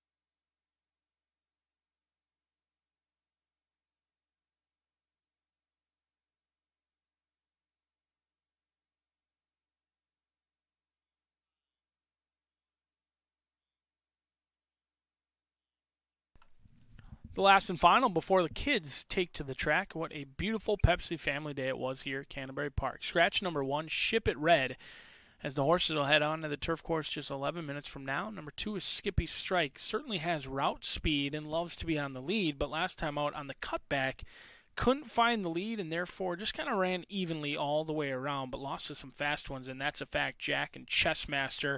But there's some quick ones in here as well. May not have the class of Chessmaster, and that's a fact, Jack, but College Party is certainly quick. In fact, has put up back-to-back numbers on the turf, 21.15 and 21.66. There's no doubt about it. College Party has speed. We'll see if Quincy Hamilton can bring the red solo cups to the winner's circle with College Party at 5-1. The 4 is Mr. Banjo Man. One of Minnesota's finest, has been off form. There's no other way to put it. Has been off form and hasn't won in the last 2 years, and also winless on the turf. We'll see if he can get back to his winning ways in here. Do note, though, he's also eligible for a tag of $30,000, which doesn't happen very frequently with a 5-year-old who's made almost $250,000. 6-1 on the Banjo Man. The 5 is Ray's Angel, Chad Lindsay. This one has been protected twice in a row after claiming for $20,000. Troy Bethke and Karen Offerman trying to get Ray home a winner, and why not? You get the red-hot Chad Lindsay. He's looking for his 3rd winner on the card. 14-1 on Ray's Angel. Goes back to the turf course where he's 1 for 3. The 6 is Pickin' and Grinnin'. The Thumbs Up gang get Rye Eckleberry in here. His Thumbs Up. Own and train this 6-year-old by Star Guitar, bred in Texas. 5 for 22. Does have 2 victories this year. Comes in from Lone Star off of a dominating performance at 7-1. The announcer fancies this one, his top selection at 6-1. But I'm going to try that good-looking gray. It's Plain Talk. Alonzo Quinones in here for Plain Talk. Now, there's other speed in here, but I think Plain Talk may be the quickest of the group. Went 21 flat on June 6th here at Canterbury Park, losing to Chessmaster and El Tazar. Some very nice ones. And then last time out, looked like a winner. Tried to put away Chicks Dig Scars. Chicks Dig Scars battled back ever so gamely. Plain Talk, awfully fast, but has to have it all his own way. I'm a believer in the gray at 9-2.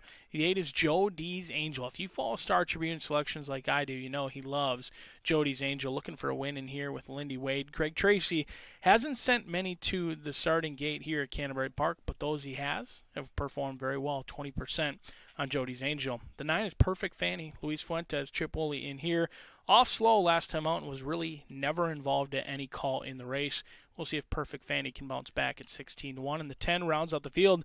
It's Biarritz, the good-looking Biarritz. Plenty to talk about with Biarritz as Tanner Tracy sends this one out. Should get a great trip. Post number 10, not a concern. Alex Conchari going to pick his spot and try and make one run of it late. This one won by 4 easy lengths last time out. Gets plenty of pace to chase. If anyone's going to sit off of it, it's going to be Biarritz at 10-1. A field of 9 goes out for the nightcap. Thanks for joining us. Live racing does return Tuesday, Wednesday, and Thursday. Don't forget, kids race on the track just 8 minutes away. Good luck.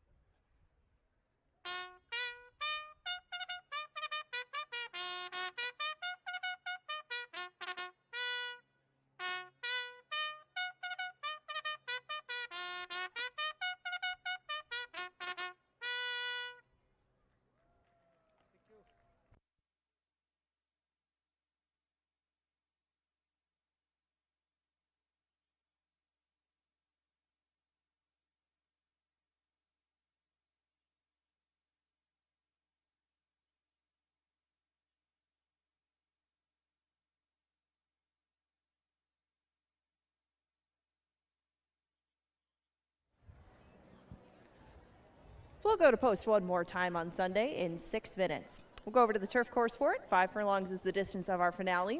And the 1, Ship It Red, has withdrawn. So we have a field of 9 to close things out. Some very nice payouts, even some 4 or 5s in the pick 5s, and a very evenly matched group on the board, led by their favorite, Jody's Angel, at 5-2. The 8th race is sponsored by Apple Autos each day, and it precedes the Kids Race the Track.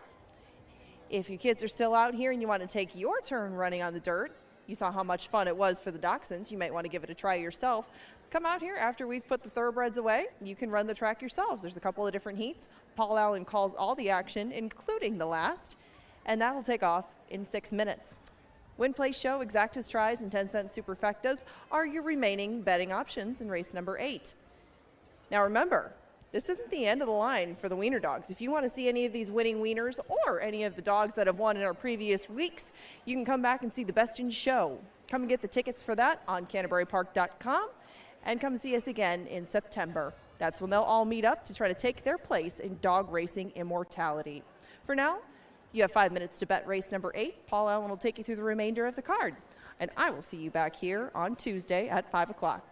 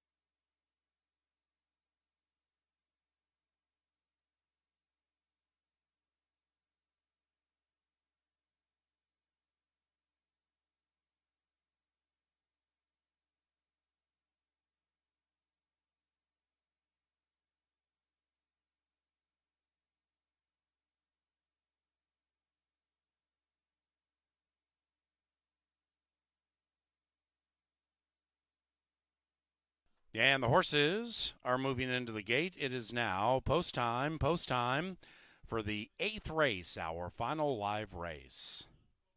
Kids run on the track about 10 minutes after the 8th. Meanwhile, Plain Talk is 2-1 and favored.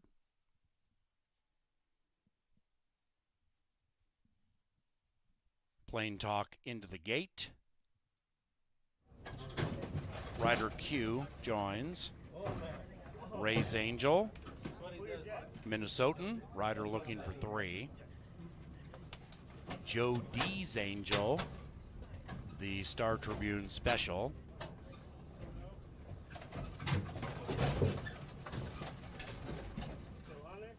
Jay's plays, though. Back in the 9, boss. Come on.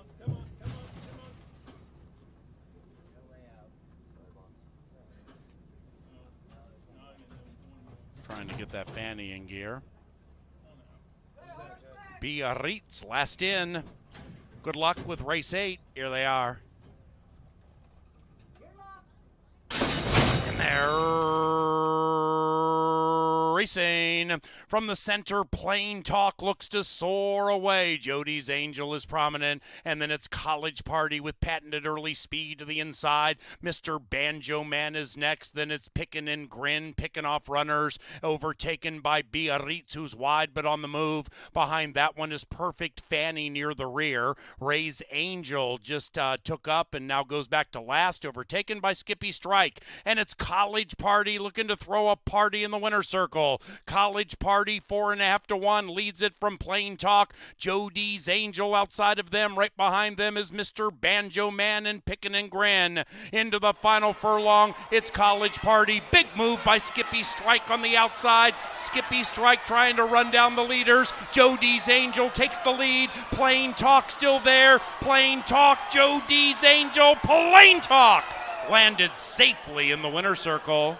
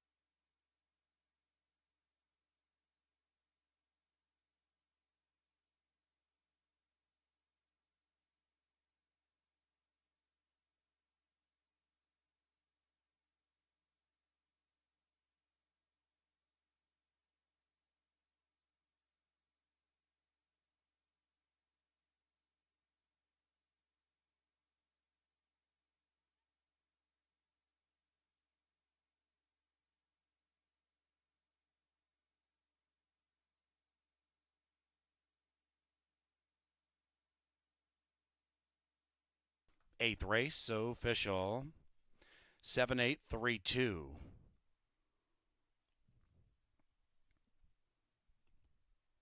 The $1.78 exacta, $17. Trifecta, $62.70. Superfecta, $47. Final double, $14.30. Pick 3, $20.80. Pick 4, $98.30. The pick 5 paid $1,628 for 5 of 5. 5 of 6 in the pick 6 paid $192.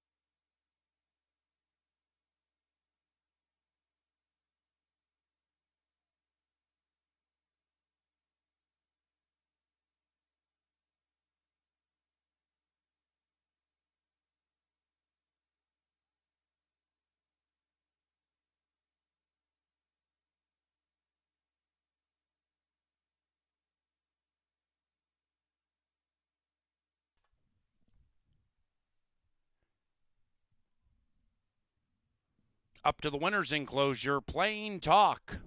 4 victories today for Alonzo Quinones. He won half the races on the card. The winning owners, Novogratz Racing. The winning trainer, Mac Robertson. Plain Talk.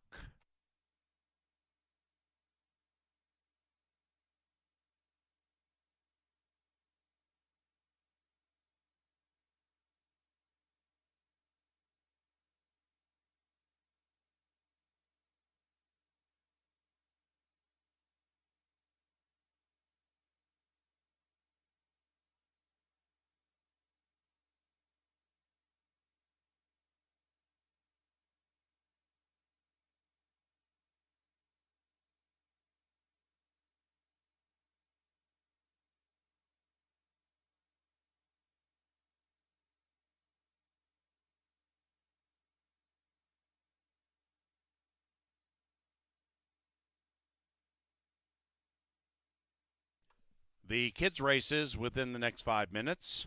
We have some ponies who assist the horses on the track in the post parade. They are approaching us clockwise. Once they pass, we race.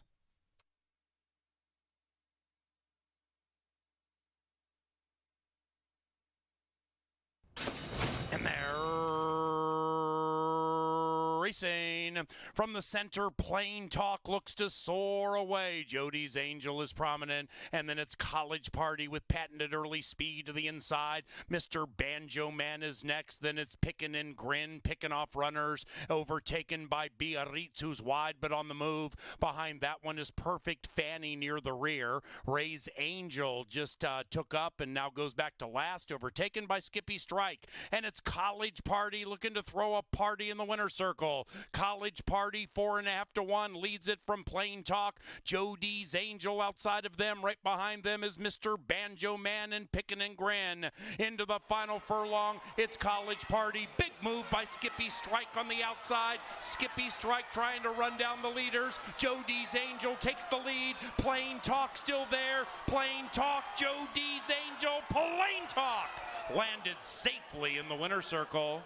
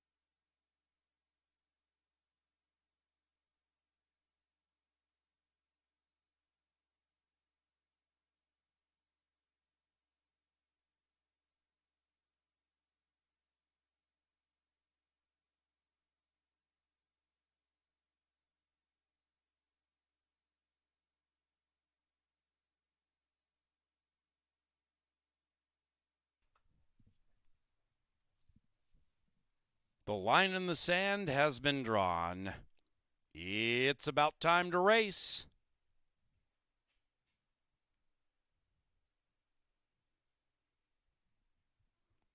The first race is for kids 7 years of age and younger.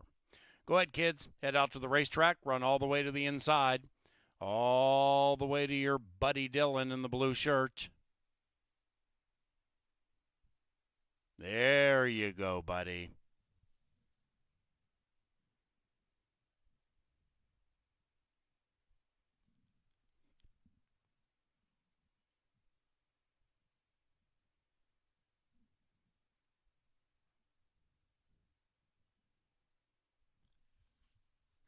Parents, you're welcome on the racetrack to take pictures, videotape.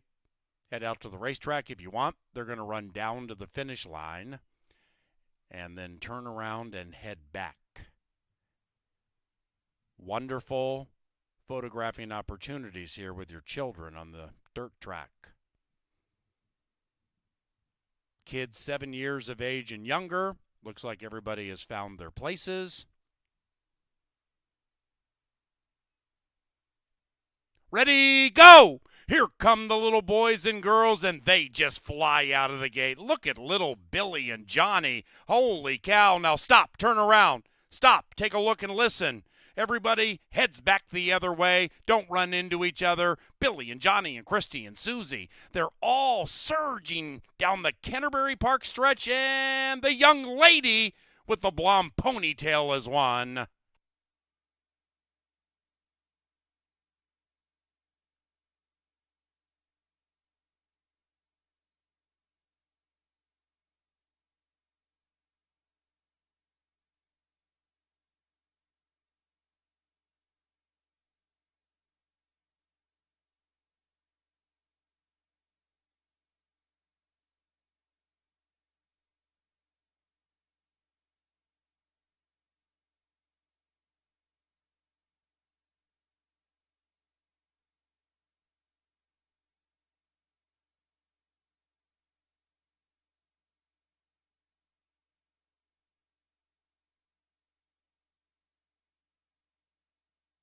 Next race for boys and girls 8 and over.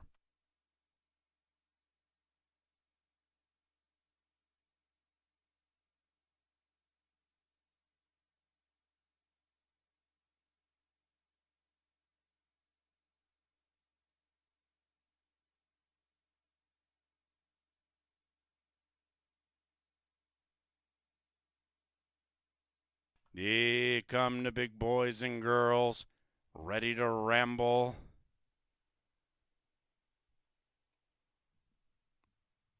Big group for the 8 and over. Should be quite competitive.